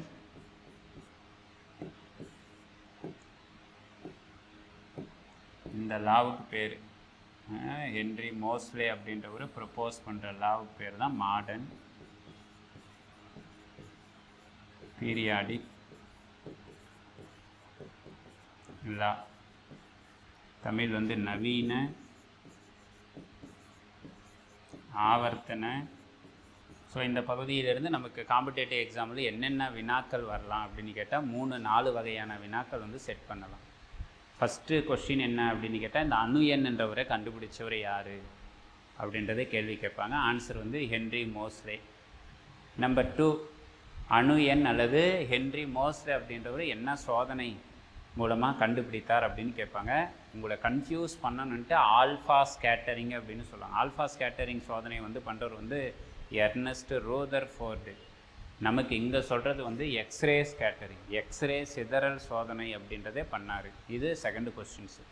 தேர்டு கொஸ்டின்ஸு இந்த கிராஃப் யார் யாருக்கு இடையே வரையப்பட்டது அப்படின்னு கேட்பாங்க. அட்டாமிக் நம்பர் அணு எண் வெர்சஸ் ரூட் ஆஃப் ஃப்ரீக்குவன்சி அல்லது square root of frequency. Tamil வந்து அணு எண்ணுக்கும் அதிர்வெண்ணினுடைய வர்க்க மூலத்திற்கும் இடையே வந்து வரைபடம் வந்து வரையப்பட்டது அப்படின்றத ஞாபகம் வச்சுக்கணும். தென் அந்த வரைபடம் எப்படி கிடைத்தது அப்படின்னு கேட்பாங்க. ஹைப்பர்பாலாவா, பாரபாலாவா, ஸ்ட்ரெயிட் லைனா அல்லது நெகட்டிவ்னா மேலேருந்து கீழே வருது அப்படின்னு சொல்லுவாங்க. நமக்கு ஸ்ட்ரெயிட் லைன் தான், ஆனால் நெகட்டிவ் கிடையாது. என்னது பாசிட்டிவ் லைன், முன்னோக்கி போயிட்டுருக்கு. டுவர்ட்ஸ் த பாசிட்டிவ் வேல்யூவை நோக்கி போகிறதுனால பாசிட்டிவ் வேல்யூ ஸ்ட்ரெயிட் லைன் அப்படின்றது கிடைக்கிது. அந்த ஸ்ட்ரெயிட் லைன் வந்து எங்கேருந்து கிடைக்கிது? பூஜ்ஜியத்தின் வழியாக இருந்து கிடைக்கிது. ஸோ த்ரோ த ஆர்ஜின், பூஜ்ஜியத்தின் வழியாக கிடைக்கிறது அப்படின்ற தகவலை வந்து தெரிஞ்சு வச்சுக்கணும். அடுத்தது கேள்வி என்ன கேட்பாங்கன்னா, ஹூ ப்ரப்போஸ்டு மாடர்ன் பீரியாடிக் லா, நவீன ஆவர்த்தன விதியை முன்மொழிந்தவர் யார் அப்படின்னு கேட்பாங்க. அதுக்கு ஆன்சர் யார் தான்? ஹென்றி மோஸ்லே தான். அல்லது நவீன ஆவர்த்தன விதிப்படி கனிமங்களினுடைய இயற்பியல் பண்புகள், வேதி பண்புகள், ஆவர்த்தன பண்புகளினுடைய மாறுபாட்டுக்கு எது காரணம் அப்படின்னு கேட்பாங்க. அதுக்கு ஆன்சர் யாரை சொல்லணும்னா அட்டாமிக் நம்பர், அணு எண் அப்படின்றதே சொல்லணும். ஸோ அந்த அணு எண்ணுன்னா என்ன அப்படின்னு ஹென்றி மோஸ்லே கிட்ட கேட்கும் பொழுது இந்த அட்டாமிக் நம்பர் இசட் அப்படின்றது யாரை பொறுத்தது அல்லது எதை பொறுத்து இருக்குது அப்படின்னு கேட்டால் நம்பர் ஆஃப் புரோட்டான்ஸ். ஒரு அணுவின் உட்கருவில் காணப்படக்கூடிய புரோட்டான்களின் எண்ணிக்கை, உட்கருவில் காணப்படக்கூடிய புரோட்டான்களின் எண்ணிக்கை, அந்த புரோட்டான்களின் எண்ணிக்கைக்கு தான் அணு எண் அப்படின்னு சொல்லணும். அதுக்கு ஆல்டர்னேட்டாக மாற்றாக வந்து எலக்ட்ரானுடைய எண்ணிக்கை அப்படின்னு சொல்லலாமன்னா சொல்லக்கூடாது. ஏன் அப்படின்னா எலக்ட்ரான் எங்கே இருக்குது? ஆர்பிட் வெளியே இருக்குது, உட்கரு விட்டு வெளியே இருக்குது. டே டு டே லைஃப்பில் நாம் பண்ணக்கூடிய கெமிக்கல் ரியாக்ஷன்ஸ் எல்லாமே எலக்ட்ரானை பேஸ் பண்ணி தான் நடக்குது. அப்படின்னா ஒரு அணுவில் எலக்ட்ரானை உங்களால் நார்மல் கண்டிஷன்ஸில் ரூம் டெம்பரேச்சரில் என்ன பண்ண முடியும்? கூட்டவும் முடியும், குறைக்கவும் முடியும். ஆடும் பண்ணலாம், நீங்கள் குறைக்கவும் செய்யலாம். அப்படின்னா கூட்டக்கூடிய குறைக்கக்கூடிய எலக்ட்ரான்களை வைத்து எந்த எண்ணெய் அளவிடக்கூடாதுன்னா அணு எண் அப்படின்றதே சொல்லக்கூடாது. டே டு டே லைஃப்பில் நடக்கக்கூடிய கெமிக்கல் ரியாக்ஷன்ஸ் எல்லாமே நம்ம என்ன பண்ண மாட்டோம்? நியூக்ளியஸை டச்சே பண்ண மாட்டோம். அதனால் உட்கருவில் இருக்கக்கூடிய புரோட்டானுடைய எண்ணிக்கையை உன்னால் கூட்டவும் முடியாது, குறைக்கவும் முடியாது. அதனால் யாரை வச்சு தான் சொல்லணும்? புரோட்டானை வச்சுக்கிட்டு தான் அணு எண் அப்படின்றதே சொல்லணும். இதுதான் சரியான பதம், சரியான ஸ்டேட்மெண்ட்டு. பட் பேசிக் அண்டர்ஸ்டாண்டிங், நம்மளுடைய நடைமுறை வாழ்க்கையில் நம்ம என்ன நினைக்கிறோம்னா அணுன்றது ஒரு neutral, atom is a neutral. அப்படின்னா நியூட்ரல்னால் என்ன அர்த்தம்? நம்பர் ஆஃப் பாசிட்டிவ் எவ்வளோ இருக்கோ அதே மாதிரி யார் இருப்பாங்க? நம்பர் ஆஃப் நெகட்டிவும் இருக்கும். நேர்மின் சுமை எவ்வளோ இருக்கோ அதுக்கு சமமான எதிர் மின்னோட்டங்களும் இருக்கும். அப்படின்னு கேட்டால் ஒரு ஆட்டத்தில் பாசிட்டிவ் சார்ஜஸாக இருக்கிறவர் யாருன்னா புரோட்டான், அதுக்கு ஈக்குவலாக தான் யார் இருப்பாங்கன்னாக்கல எலக்ட்ரான். அதனால் பேசிக் அண்டர்ஸ்டாண்டிங் என்ன சொல்லிடுறாங்க அப்படின்னு கேட்டால் இதெல்லாம் பள்ளி மாணவர்களுக்கானது. இசட் அணு எண்ணுன்றது ஈக்குவல்னு எடுத்துக்காங்க, சமம்னு எடுத்துக்காங்க. யாருக்கு சமம் அப்படின்னு கேட்டால் number of proton, number of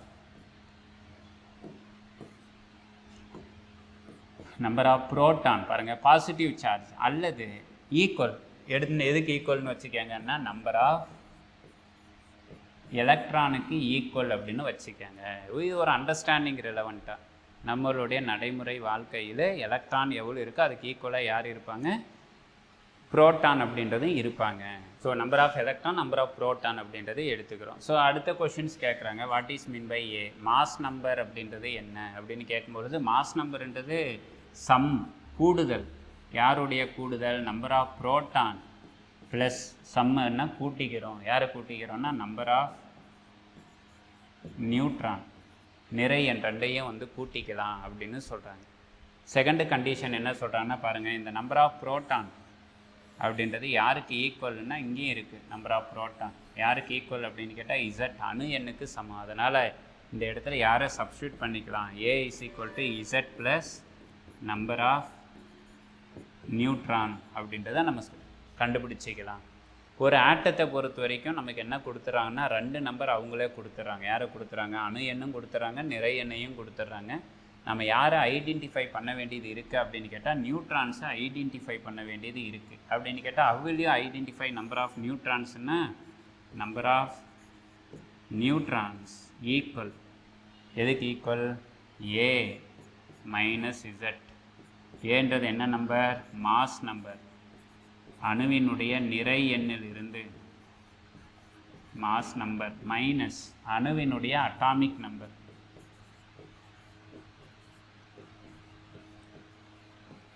அணுவினுடைய atomic number. அணு எண்ணுன்றதை கழிச்சிருங்க, கழிச்சிட்டிங்கன்னா உங்களுக்கு யார் கிடைச்சிரும், நியூட்ரானுடைய எண்ணிக்கை வந்து கிடைச்சிரும் அப்படின்னு சொல்கிறாங்க.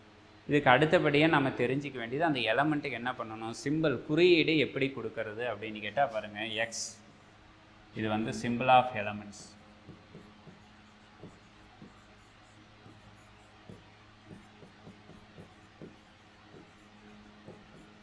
தனிமத்தினுடைய குறியீடு அப்படின்றது ஒரு அணுவினுடைய சிம்பிளை நீங்கள் எழுதும் பொழுது சென்ட்ரலை எழுதிடணும். தென் அதனுடைய லெஃப்ட் ஹேண்டு சைடு சப்ஸ்கிரிப்ட் கீழ் பக்கத்தில் யாரை எழுதணும்னா இசட்டுடைய மதிப்பு.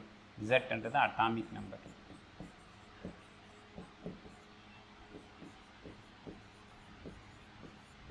Atomic number. Then right hand side டாப்பில் சூப்பர் ஸ்கிரிப்டில் யாரை எழுதணும்னா ஏ. இந்த இடத்துல ஏன்றது மாஸ் நம்பர், நிறை எண்.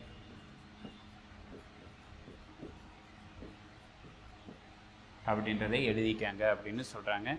அடுத்து ஒரு டேர்ம், ஏன் சார் அட்டாமிக் நம்பருக்கு ஜட் அப்படின்ற வார்த்தையை நீங்கள் பயன்படுத்துகிறீங்க அப்படின்னு கேட்டால், இந்த ஜட் அப்படின்றது வந்து ஒரு ஜெர்மன் மொழி சொல். ஜெர்மன் வார்த்தையிலிருந்து வருவிக்கப்பட்டது. என்ன வார்த்தையிலிருந்து, ஜால், ZAHL. இந்த ஜால் அப்படின்ற வார்த்தையிலிருந்து தான் வருவிக்கப்பட்டது. என்ன ஜால்னா, ஜால் அப்படின்றதனுடைய பொருள் வந்து நம்பர். நம்பர் என்ன நம்பர், ஆட்டம் ஜால். பேசுகிறது வந்து என்ன ஜால், ஆட்டம் ஜால். ஸோ ஆட்டம் ஜால் அப்படின்னா என்ன அட்டாமிக் நம்பர் அல்லது அணு எண் அப்படின்றது பொருள் அப்படின்னு சொல்கிறோம். இங்கே வரும்பொழுது என்ன ஜால், மாஸ் ஜால் அப்படின்னு பேர். அதனால் என்ன டேர்மை யூஸ் பண்ணுறோம், ஏன்ற டேர்மை யூஸ் பண்ணுறோம். இது எல்லாத்தையும் கன்க்ளூஷனாக வச்சுக்கிட்டு என்ன அப்படின்னு கேட்டால் ரேஞ்ச் அண்டு வெர்னர் ஞாபகம் வச்சுக்கோங்க. Range and Werner. இந்த பர்சன்ஸு பீரியாடிக் டேபிளில் நிறையா வரைஞ்சிருக்காங்க சார். நான் மீண்டும் சொல்கிறேன், நல்லா கவனிச்சுக்கோங்க. பீரியாடிக் டேபிளில் நிறைய பேட்டர்ன்ஸ் இருக்குது. நீங்கள் யூடியூப்பில் அல்லது கூகுளில் இல்லைன்னா ஏதாவது ஒரு ஏஐயில் அடித்து போட்டிங்கன்னா அது எக்கச்சக்கமான பேட்டர்ன்ஸ் வந்து வரும். பட் நமக்கு பள்ளி பாட புத்தகத்தில் இருக்கக்கூடிய அந்த பேட்டர்ன், அந்த பாக்ஸ் பேட்டர்னு வரைஞ்சவங்க வந்து இந்த பர்சன்ஸ் தான். ரேஞ்ச் அப்படி வெர்னர் அப்படின்ற அறிவியல் அறிஞர்கள் என்ன பண்ணுறாங்கன்னா அந்த பாக்ஸ் பேட்டர்னை வந்து உருவாக்குறாங்க. அந்த பாக்ஸ் பேட்டர்ன் வந்து எதை அடிப்படையாக உருவாக்குறாங்க அப்படின்னு கேட்டால், ஏற்கனவே ஹென்றி மோஸ்லே அப்படின்றவர் சொன்ன அணு எண்ணை அடிப்படையாக கொண்டு உருவாக்கப்பட்டிருக்கு. அப்படின்னா அணு எண்ணை அடிப்படையாக கொண்டு முன்னரே கூறப்பட்டிருக்கக்கூடிய இந்த குவாண்டம் எண்களின் அடிப்படையில் தான் அந்த மாடர்ன் பீரியாடிக் டேபிள் வந்து ட்ரா பண்ணுறாங்க. இப்போ நம்ம பேச வேண்டியது என்ன அப்படின்னு கேட்டால், அந்த மாடர்ன் பீரியாடிக் டேபிள். இவ்வளோ நேரம் இந்த தகவல்களை வச்சுக்கிட்டு யாரை உருவாக்குறான்னாக்கா மாடர்ன் பீரியாடிக் டேபிள், நவீன ஆவர்த்தன அட்டவணை. மாடர்ன் பீரியாடிக் டேபிள், நவீன ஆவர்த்தன அட்டவணை. இந்த நவீன ஆவர்த்தன அட்டவணை இது வந்து பார்த்தீங்கன்னாக்கா 2 பகுதிகளாக பிரிக்கிறாங்க. 2 பகுதிகளாக பிரிக்கிறாங்க. ஒன்று வந்து ஹரிசான்டலாக, தமிழ் வந்து கிடைமட்ட பகுதிகள் அப்படின்றத பிரிக்கிறாங்க. இந்த ஹரிசான்டலாக இருக்கிறவங்களுக்கு பேர் வந்து பீரியடு. பீரியடு தமிழ் வந்து தொடர்கள். எத்தனை பீரியட் இருக்குது அப்படின்னு கேட்டால் டோட்டலாக 7 தொடர்கள் அப்படின்றது இருக்குது. தென் வெர்டிக்கலாக இருக்கக்கூடியவங்க, வெர்டிக்கல்னாக்கல மேலிருந்து கீழாக அல்லது செங்குத்தாக இருக்கக்கூடிய பகுதிகளுக்கு வந்து குரூப்ஸ். தொகுதிகள் அப்படின்னு சொல்கிறாங்க. அந்த தொகுதிகள் மொத்தம் எத்தனை தொகுதிகள் இருக்குன்னா 18 தொகுதிகள் அப்படின்றது இருக்குது. நவீன ஆவர்த்தன அட்டவணையில் 18. பீரியாடிக் டேபிள் ஆவர்த்தன அட்டவணையில்னாக்கில் 8 ஞாபகம் வச்சுக்கணும். அங்கே அந்த 8 பகுதிகளை மெண்டலீஃப் என்ன பண்ணியிருப்பார்னா ஏபின்னு பிரிச்சிருப்பார். அதாவது மெயின் குரூப்பு, அதுக்கு ஏற்ற ஒரு சப் குரூப், தொகுதிகள், துணை தொகுதிகள். மெண்டலீஃப் பீரியாடிக் டேபிள் தொகுதிகளுக்கு ஏ அப்படின்னு கொடுத்துருப்பார். 1A 2A 3A 4A அப்படின்னு வருவார். துணை தொகுதிகள் சப் குரூப்புக்கு என்ன வரணும்னா பி அப்படின்னு கொடுப்பார். 1B 2B 3B அப்படின்னு கொடுத்துருப்பார். இதையே நான் இந்த டேபிளில் நான் உங்களுக்கு காட்டுறேன், அது ஏபி அப்படின்றது எங்கே இருக்குன்றது. பட் இங்கே பொறுத்த வரைக்கும் நமக்கு 18 குரூப்ஸ். இந்த 18 குரூப்ஸை எத்தனையாக பண்ணுறாங்கன்னு கேட்டால் 4 பிளாக்ஸ், 4 தொகுதிகளாக பிரிக்கிறாங்க. 4 தொகுதிகள். எதை பொறுத்து? எலக்ட்ரான் வந்து எந்த ஆர்பிட்டல் வந்து ஃபில் ஆகுது அப்படின்றத பொறுத்து 4ஆக ஸ்ப்ளிட் பண்ணுறாங்க. அதில் பார்த்தீங்கன்னா லெஃப்ட் ஹேண்டு சைடு ஞாபகம் வச்சுக்கணும். லெஃப்ட் ஹேண்டு சைடு இருக்கிறது வந்து எஸ் தொகுதி தனிமங்கள் அப்படின்னு சொல்கிறாங்க. எஸ் தொகுதியில் நமக்கு முன்னே தான் பேசணும். எஸ்ஸில் மேக்ஸிமமே எவ்வளோ எலக்ட்ரான்? 2 எலக்ட்ரான் தான். அதனால் எஸ் தொகுதிகள் எது எது அப்படின்னு கேட்டால் 1வது தொகுதியும் தென் 2வது தொகுதியும் எஸ் தொகுதிகள் அப்படின்னு சொல்லிடுறாங்க. தென் இந்த இன்பிட்வீனில் வரவங்க, இடையில் வரவங்களுக்கு என்ன பேர் கொடுக்குறாங்கன்னா டி தொகுதிகள் அப்படின்னு சொல்கிறாங்க. டி தொகுதிகள் எத்தனை இருக்குன்னா, டியில் ஆர்பிட்டாலில் எவ்வளோ எலக்ட்ரான்? 10 எலக்ட்ரான்கள் இருக்கும். அதனால் டி தொகுதிகள் அப்படின்றது 10. எதிலிருந்து எது வரைக்கும் பாருங்கள், 2க்கு அடுத்தது எங்கே ஸ்டார்ட் பண்ணுறோம்? 3லிருந்து அப்படியே கண்டினியூவாக 3லிருந்து கண்டினியூ பண்ணிவிட்டு உங்களுக்கு எது வரைக்கும்னா 12 வரைக்கும், 12 வரைக்கும் யார் இருப்பாங்கன்னா டி தொகுதி தனிமங்கள் அப்படின்னு சொல்கிறோம். இன்பிட்வீனில் சென்ட்ரல் வந்து வராங்க. தென் அதுக்கு அடுத்தது ரைட் ஹேண்டு சைடில் யார் இருப்பாங்கன்னா பி தொகுதி தனிமங்கள். அதில் எத்தனை எலக்ட்ரான் மேக்ஸிமம் சொன்னோம்? 6 எலக்ட்ரான்கள். அப்படின்னா 6 தொகுதிகள் வந்து இருப்பாங்க. அதில் எதிலிருந்து கண்டினியூ ஆகணும்? 12க்கு அடுத்தது 13லிருந்து பி தொகுதிகள் வந்து 13வது தொகுதியிலிருந்து கண்டினியூ பண்ணி 18வது தொகுதி வரைக்கும் இருப்பாங்க பி தொகுதி தனிமங்கள். இப்போ இதை பேஸ் பண்ணி என்ன சொல்கிறாங்கன்னா, இந்த பி தொகுதி தனிமங்களுக்கும் எஸ் தொகுதி தனிமங்களுக்கும் இடையில் சென்ட்ரலு இந்த டி தொகுதி தனிமங்கள் இடம்பெறுவதனால இந்த டி தொகுதி தனிமங்களுக்கு பேர் வந்து இடைநிலை தனிமங்கள் அப்படின்ற பேரை வந்து கொடுக்குறோம். தமிழ், இங்கிலீஷில் வந்து டிரான்சிஷன் எலமெண்ட்ஸ். இது காம்படேட்டிவ் எக்ஸாம்பிள் ஒரு questions. Why D block elements called transition elements. ஏன் டி தொகுதி தனிமங்கள் வந்து இடைநிலை தனிமங்கள் அப்படின்னு சொல்கிறீங்க அப்படின்னு கேட்பாங்க. நவீன ஆவர்த்தன அட்டவணையில் இந்த டி தொகுதி தனிமங்கள் வந்து எஸ் தொகுதி தனிமங்களுக்கும் பி தொகுதி தனிமங்களுக்கும் இடையில் இருப்பதனால அவர்களுக்கு இடைநிலை தனிமங்கள், இடையில் இருக்காங்க, அதனால் இடைநிலை தனிமங்கள் அப்படின்னு ஒரு பேர் வந்து கொடுக்குறோம். சரிங்க சார், எஸ்ஐ எழுதிட்டீங்க, டி எழுதிட்டீங்க, பி எழுதிட்டீங்க, வாட் அபவுட் எஃப்? எஃப் என்னாச்சு அப்படின்னு கேட்டால் எஃப் இருக்குது. யாருக்குள்ளே இருக்குது? டிக்கு உள்ளாவே இருக்குது. டிக்குள்ளே எங்கே இருக்குது பாருங்கள், இந்த 3rd ரோவில் 3வது ரோவில் தான் யார் இருக்குன்னாக்கல இந்த எஃப் தொகுதி தனிமங்கள் வந்து இருக்காங்க. 3rd group. இந்த 3rd குரூப்பில் இருக்கக்கூடிய எஃப்பை பீரியடை பொறுத்து, தொடர்களை பொறுத்து 2 வகையாக கிளாசிஃபிகேஷன் பண்ணுறாங்க. என்னென்ன தொடர்? 7 தொடர்களில் 6வது தொடர் 6th பீரியட், 6வது தொடரில் இருக்கக்கூடிய எஃப் தொகுதிக்கு பேர் என்ன? எஃப்னா 4F தொகுதிகள் அப்படின்னு பேர் கொடுக்குறாங்க. 3வது குரூப் தான், 3வது தொகுதி தான் 6வது பீரியட். இது காம்படேட்டிவ் எக்ஸாம்பிள் நமக்கு கொஸ்டின்ஸ். என்ன கேள்வி அப்படின்னு கேட்டால், லாந்தனைடுகள் அல்லது 4F தனிமங்கள் எந்த தொகுதியில் எந்த தொடர் இருக்குது அப்படின்றது கொஸ்டின்ஸு. எந்த தொகுதி சொல்லணும்? 3வது தொகுதி. எந்த தொடர் சொல்லணும்? 6வது தொடரில் வந்து லொக்கேட் ஆகியிருக்காங்க. தென் 6க்கு அடுத்தது யார் இருக்குது? 7 அப்படின்றது. அப்படின்னா அந்த 7வது ரோவில் 3வது பீரியடில் யார் லொக்கேட் ஆகிருக்குன்னா 5F. 5F அப்படின்றது யாருன்னாக்கலாம் ஆக்டினைடுகள் நமக்கு அவங்க வந்து லொக்கேட் ஆகியிருக்காங்க. இதுதான் மாடர்ன் பீரியாடிக் டேபிள், நவீன ஆவர்த்தன அட்டவணை அப்படின்னு சொல்கிறோம். இந்த நவீன ஆவர்த்தன அட்டவணையில் இந்த எஸ் தொகுதியும் பி தொகுதிக்கும் சேர்த்து ஞாபகம் வச்சுக்கோங்க. எஸ் தொகுதி அதே மாதிரி இந்த பி தொகுதிக்கும் பேர் எஸ் அண்டு பி. இவங்க 2 பேருக்கும் சேர்த்து பொதுவான ஒரு பெயர் வந்து கொடுக்குறாங்க. காமன் நேம் என்ன பேர் அப்படின்னு கேட்டால் அவங்களுக்கு பேர் வந்து ரெப்ரசன்டேட்டிவ் எலமெண்ட்ஸ். ஞாபகம் வச்சுக்கோங்க, ரெப்ரசன்டேட்டிவ். தமிழ் என்ன பேர்? பிரதிநிதித்துவ தனிமங்கள். ஏன் அவங்களுக்கு பிரதிநிதித்துவ தனிமங்கள் அப்படின்னு கேட்டால், இந்த தனிமங்களை பொறுத்தவரை நீங்கள் ஒவ்வொருத்தரையும் தனித்தனியாக படிக்கணும்னு அவசியம் இல்லை.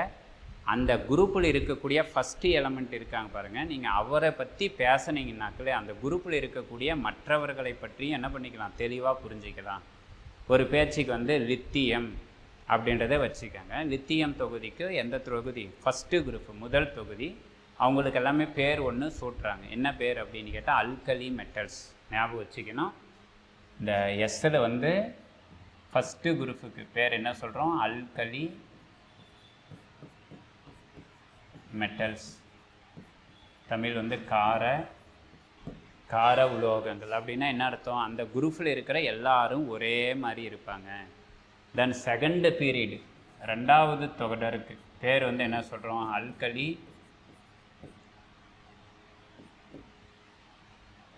Earth metals. தமிழ் வந்து பாருங்கள் கார மண் உலோகங்கள்.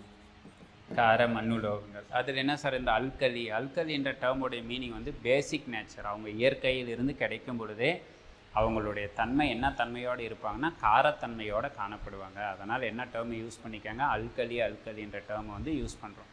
அதனால் எஸ் தொகுதிக்கு பேர் 2. 1Sன்னா ஞாபகம் வச்சுக்கணும். ஃபஸ்ட்டு குரூப்பில் இருக்கக்கூடிய எஸ் அப்படின்னு கேட்டால் அவங்களுக்கு அல்கலி மெட்டல்ஸ்.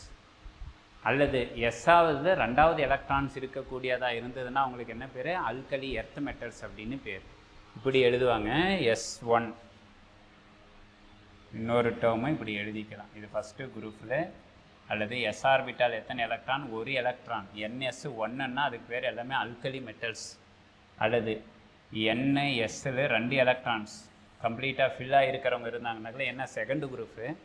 செகண்டுன்னா 2 எலக்ட்ரான்ஸ் இருப்பாங்க. அதனால் NSல் 2 எலக்ட்ரான்ஸ் கம்ப்ளீட்டாக ஃபில்லாக இருப்பாங்க. அவங்களுக்கு எல்லாமே அல்கலி எர்த் மெட்டல்ஸ்னு சொல்கிறோம். தென் இங்கே வரணும் பி தொகுதி. பி தொகுதியில் வந்து இந்த 13th குரூப்பு, 13வது தொகுதியில் ஃபஸ்ட்டு தனிமம் யாருன்னா போரான். அதனால் அவங்களுக்கு போரானுடைய குடும்பம் அப்படின்னு பேர் வந்து கொடுக்குறோம். போரான் குடும்பம் அப்படின்னு பேர். 14வது தொகுதியில் முதல் தனிமம் யார்? கார்பன். அதனால் கார்பன் ஃபேமிலி. தென் 15வது தொகுதியில் முதல் தனிமம் நைட்ரஜன். அதனால் நைட்ரஜன் ஃபேமிலி. 16வது தொகுதியில் முதல் தனிமம் ஆக்சிஜன். அதனால் ஆக்சிஜன் ஃபேமிலி. 17வது தொகுதியில் முதல் தனிமம் வந்து ஃப்ளூரின். அதனால் அவங்களுக்கு ஃப்ளூரின் ஃபேமிலி அப்படின்னு பேர். 18வது தொகுதியில் முதல் தனிமம் வந்து நியான். அதனால் அவங்களுக்கு நியான் ஃபேமிலின்னு சொல்கிறோம். பட் இருந்தாலும் அவங்களுடைய ரியாக்டிவிட்டி, வினை புரியும் திறனை அடிப்படையாக வச்சு பார்க்கும்பொழுது அவங்கெல்லாம் ரியாக்டிவிட்டி ரொம்ப குறைவாக இருக்காங்க. அதனால் இன்னட் மந்த நிலையில் இருக்காங்க. Inert case. தமிழ் வந்து மந்த வாயுக்கள் அப்படின்னு பேர். அல்லது வேலன்சி இணைத்திறன் அப்படின்றத வச்சு பார்த்தீங்கன்னா 18வது தொகுதி அவங்களுடைய வேலன்சி வந்து 0. அதனால் it is called 0 group elements. 0 group பூஜ்ஜிய தொகுதி தனிமங்கள். எந்த தொகுதிக்கு? 18வதுக்கு இன்னட் கேஸஸ்ன்னு சொல்லலாம். அல்லது 0 குரூப் எலமெண்ட்ஸ் பூஜ்ஜிய தொகுதி தனிமங்கள்னு சொல்லலாம். அது மட்டும் இல்லாமல் இந்த இன்னட் கேஸஸ் வந்து பார்த்திங்கன்னா காற்றில் ரொம்ப குறைவாக தான் இருக்காங்க. காற்றில் ரொம்ப ரேராக இருக்காங்க. அதனால் it is called rare gases. எல்லாமே வாயுக்கள். அதனால் ரேர் கேஸஸ். தமிழ் வந்து அரிய வாயுக்கள் அப்படின்னு பெயர் வந்து சூட்டப்படுகிறது. இது வந்து யாருக்கு? 18th குரூப்பை பொறுத்த வரைக்கும். இதே மாதிரி என்ன பண்ணுறாங்கன்னா லத்தீனில் இருக்கக்கூடிய அந்த குடும்பங்களுக்கு வேறு சில பெயரும் வந்து கொடுக்கப்படுகிறது. என்ன பெயர் கொடுக்கப்படுகிறது அப்படின்னு கேட்டால், அந்த போரான் ஃபேமிலி இருக்குது பாருங்கள், அவங்களுக்கு பேர் வந்து ஐகாசோஜென்ஸ் அப்படின்னு பேர்.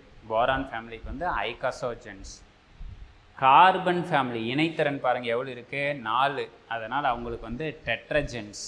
இதெல்லாம் நம்மளுடைய தமிழ்நாடுனுடைய சமச்சீர் பாட புத்தகத்திலேயே உங்களுக்கு அழகாக எதில் இருக்குன்னா பி தொகுதி தனிமங்கள் அப்படின்றது +2ல் இருக்கக்கூடிய 2வது பாடம்.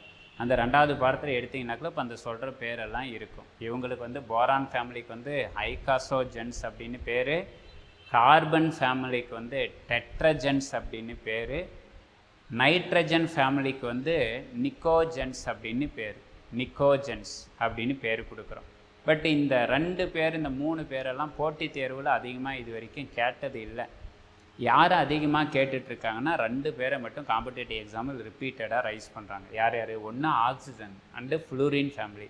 ஆக்சிஜன் ஃபேமிலிக்கான லத்தீன் மொழியில் என்ன பேருன்னா சால்கோஜென், சால்கோஜென்கள் அப்படின்னு பேர். இதுக்கு என்ன மீனிங், என்ன பொருள் அப்படின்னா ஓர் ஃபார்மிங், ஓர் ஃபார்மிங். தமிழ் வந்து தாதுக்களை உருவாக்குபவர்கள்னு பேர். நம்ம மெட்டலர்ஜி உலோகவியல் அப்படின்ற ஒரு பாடத்தில் பார்த்துருப்போம். Oxide ores, sulphide ores, halide ores அப்படின்னு சொல்லுவோம். Oxygen followed by sulphur followed by selenium, அதுக்கு அடுத்தது டெலூரியம்.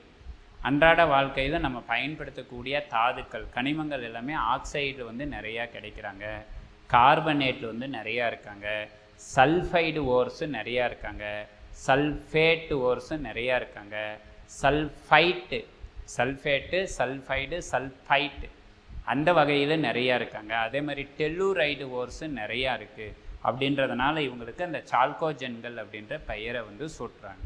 அதே மாதிரி இந்த ஃப்ளூரின் ஃபேமிலியை பொறுத்த வரைக்கும் அவர்களுக்கு என்ன பெயர் கொடுக்குறாங்க அப்படின்னு பார்த்தீங்கன்னா ஹாலஜென்ஸ், ஹாலஜென்ஸ் அப்படின்னு பெயர் சூட்டுறாங்க. ஹாலஜென்ஸ்னால் தமிழ் வந்து அழகான பேர், தமிழ் மீனிங்கே வந்துருச்சு. ஹாலஜன்கள்னே எழுதுகிறாங்க, பட் தமிழ் அதனுடைய பெயர் வந்து உப்பினிகள் அப்படின்றது மீனிங். இதுவும் ஒரு லத்தீன் வேர்டு தான். ஹாலஜன்ஸ்னால் என்ன மீனிங் அப்படின்னு பார்க்கும் பொழுது சால்ட்டு ப்ரொடியூசர், ஞாபகம் வச்சுக்கோங்க. ஹாலஜன்ஸ் அப்படின்னா என்ன மீனிங் அப்படின்னா salt, SALT, salt producer. Tamil வந்து உப்புக்களை உற்பத்தி செய்பவர் அப்படின்னு அர்த்தம். நாம் சாப்பிட்ற உப்பே என்னது? சோடியம் குளோரைடு தான் நாம் சாப்பிட்றோம்.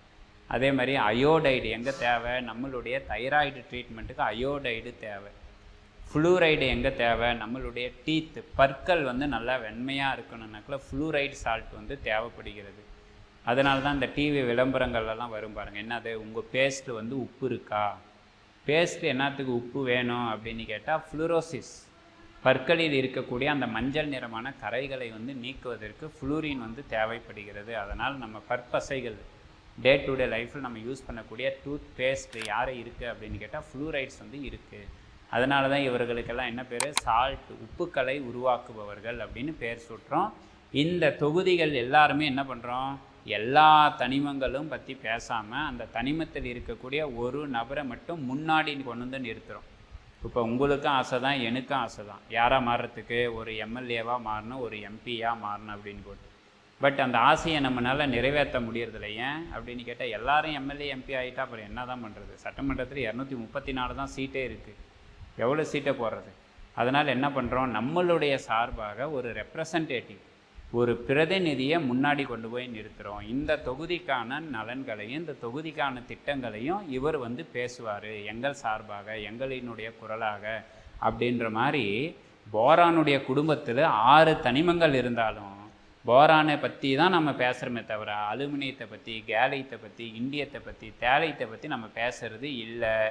ஏன்னா அவர்களுடைய சார்பாக அந்த குடும்பத்தினுடைய கேரக்டர், பிஹேவியர், இப்போ அதே மாதிரி யூசர்ஸ் எல்லாமே யார் மாதிரி இருக்கும்? போரான மாதிரியே இருக்கும் அப்படின்னு சொல்வதனால தான் இந்த எஸ் தொகுதிக்கும் பி தொகுதிக்கும், எஸ் தொகுதிக்கும் பி தொகுதிக்கும் தமிழ் என்ன பேர்? பிரதி நிதித்துவ தனிமங்கள். இங்கிலீஷில் வந்து அழகாக சொல்லியாச்சு, ரெப்ரசன்டேட்டிவ் எலமெண்ட்ஸ் அப்படின்ற பேரை வந்து கொடுத்துட்டு. தென் இதோட எஸ் தொகுதி முடிச்சாச்சு, நம்ம பி தொகுதி அப்படின்றத முடிச்சாச்சு. What about D? டி நம்ம முன்னரே சொல்லிட்டோம். எங்கே இருக்குது? எஸ்ஸுக்கும் பிக்கும் இன்டர்மீடியட்டாக மையப்பகுதியில் இடையில் இருக்கிறதுனால அவங்களுக்கு என்ன பேர் சொல்கிறோன்னா டிரான்சிஷன் எலமெண்ட்ஸ். ஸோ டி தொகுதிக்கு பேர் வந்து டிரான்சிஷன், டிரான்சிஷன் எலமெண்ட்ஸ். தமிழ் வந்து இடைநிலை தனிமங்கள். அடுத்தது இந்த இடைநிலை தனிமங்களுக்கு உள்ள பாருங்கள், 3 உள்ளே இருக்கக்கூடியதுனால இந்த எஃப் தொகுதிக்கு, எஃப் தொகுதிக்கு என்ன பேருன்னா இன்னர் டிரான்சிஷன். தமிழ் வந்து இன்னர் அப்படின்னா உள்ள, உள் இடைநிலை. டிரான்சிஷன் எலமெண்ட்ஸ்னால் இடைநிலை.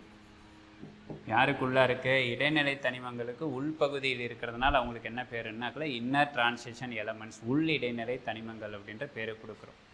அது மட்டும் இல்லாமல் இந்த F தொகுதி தனிமங்களை பொறுத்த வரைக்கும் அது 4F இருந்தாலும் சரி 5F இருந்தாலும் சரி நமக்கு பூமியில் இருக்கக்கூடிய அளவு ரொம்ப கம்மி. அவங்க பூமியில் மண்ணில் இருக்கிறதே இல்லை. அதனால் அவங்களுக்கு என்ன பேர் சொல்கிறாங்கன்னா ரேர் எர்த் எலமெண்ட்ஸ் அப்படின்னு பேர் கொடுக்குறோம். ஸோ எஃப்க்கு இன்னொரு பேர் ரேர் எர்த் எலமெண்ட்ஸ்.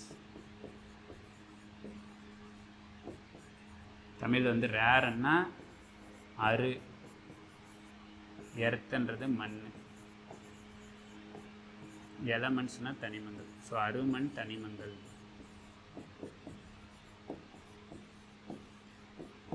அப்படின்ற தகவலை வந்து கொடுக்குறோம். ஸோ அவங்களுக்கு பேர் எல்லாமே இப்போ சொல்லியாச்சு. அடிஷ்னலான தகவல் 4F.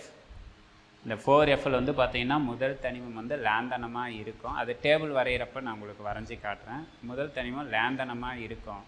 அந்த லேந்தனத்தை தொடர்ந்து வரபவர்கள், ஃபாலோடு பை, தன்னை பின்பற்றுபவர்கள் எல்லாம் என்ன மாதிரியே இருக்கிறாங்கன்றதுனால 4Fக்கு லேந்தனைடுகள் அப்படின்னு பேர். 5Fல் ஃபஸ்ட்டு எலமெண்ட் வந்து ஆக்டீனியம் அப்படின்றது இருக்குது. ஆக்டீனியத்தை தொடர்ந்து வருபவர்கள் ஆக்டீனியத்தை போலவே பண்புகள் பெற்று இருக்கிறதுனால அவங்களுக்கு பேர் வந்து ஆக்டினைட்ஸ் அப்படின்னு பேர், அல்லது ஆக்டினான்ஸ். லேந்தனைட்ஸ்னாலும் ஒன்று தான், லேந்தனான்ஸ்னாலும் ஒன்று தான், ஆக்டினைட்ஸ்னாலும் ஒன்று தான், அதர்வைஸ் கால்டு ஆக்டினான்ஸ்னாலும் ஒன்று தான். ஸோ இந்த தகவலை வச்சுக்கிட்டு இப்போ என்ன பண்ணணும், மாடர்ன் பீரியாடிக் டேபிளை வந்து இப்போ நம்ம கன்ஸ்ட்ரக்ட் பண்ண போகிறோம், வரைய போகிறோம். லெஃப்ட் ஹேண்டு சைடு யார்? எஸ்ஸை பொறுத்த வரைக்கும் எத்தனை? 2. எத்தனை ரோ இருக்குது? 7, 7 ரோ அப்படின்றத ஞாபகம் வச்சுக்கோங்க. பாருங்கள், இப்போ ஃபஸ்ட்டு யாரை வரையலாம்? எஸ் தொகுதியை பொறுத்த வரைக்கும் எஸ் ஆர்பிட்டாலில் மேக்ஸிமம் 2 எலக்ட்ரான். அதனால் எத்தனை பாக்ஸ் போட்டுக்கணும்? 2 பாக்ஸ் போட்டுருங்க. இதை எத்தனை ரோவாக பிரிக்கணும்? 7 ரோ, 7 தொடர்களா? 1 2 3 4 5 6 கீழே 1 7 நம்பரை வந்து கொடுத்துக்கலாம். இது முதல் தொடர், இது 2வது தொடர், இது 3வது தொடர், இது 4வது தொடர், இது 5வது தொடர், 6வது தொடர், 7வது தொடர். இன்னும் ஒரு பியூட்டிஃபுல் இன்ஃபர்மேஷன் என்னென்னா, பக்கத்தில் நீங்கள் யாரையும் ஃபில் பண்ணிக்கலாம், ஆர்பிட்டல்ஸே போட்டலாம். பேசுகிறது யாரை பற்றி பேசுகிறோம்? எஸ்ஸு. அதனால் இங்கே வர்றது என்ன? S. 1s 2s 3s 4s 5s 6s 7s. இது NF. எது எத்தனாவது குரூப்பு? 1வது குரூப்பு. இவர் எத்தனாவது குரூப்பு? 2nd group. இந்த 1வது குரூப்புக்கு தான் பேர் அல்கலி மெட்டல், 2nd குரூப்புக்கு அல்கலி எர்த் மெட்டல்ஸ் அப்படின்னு சொல்கிறோம். யார் இந்த தனிமங்கள் அப்படின்னா, இங்கே வந்து நமக்கு ஸ்டார்ட் ஆகிறது hydrogen, lithium, sodium, potassium, rubidium, caesium, francium அப்படின்ற தனிமங்கள் வந்து இருக்காங்க. தென் அடுத்தது 2nd குரூப்பு போகும் பொழுது நமக்கு இன்னட் கேஸஸில் இருக்கக்கூடிய ஹீலியம். ஹீலியம் வந்து பாருங்கள் S block, helium. Then beryllium,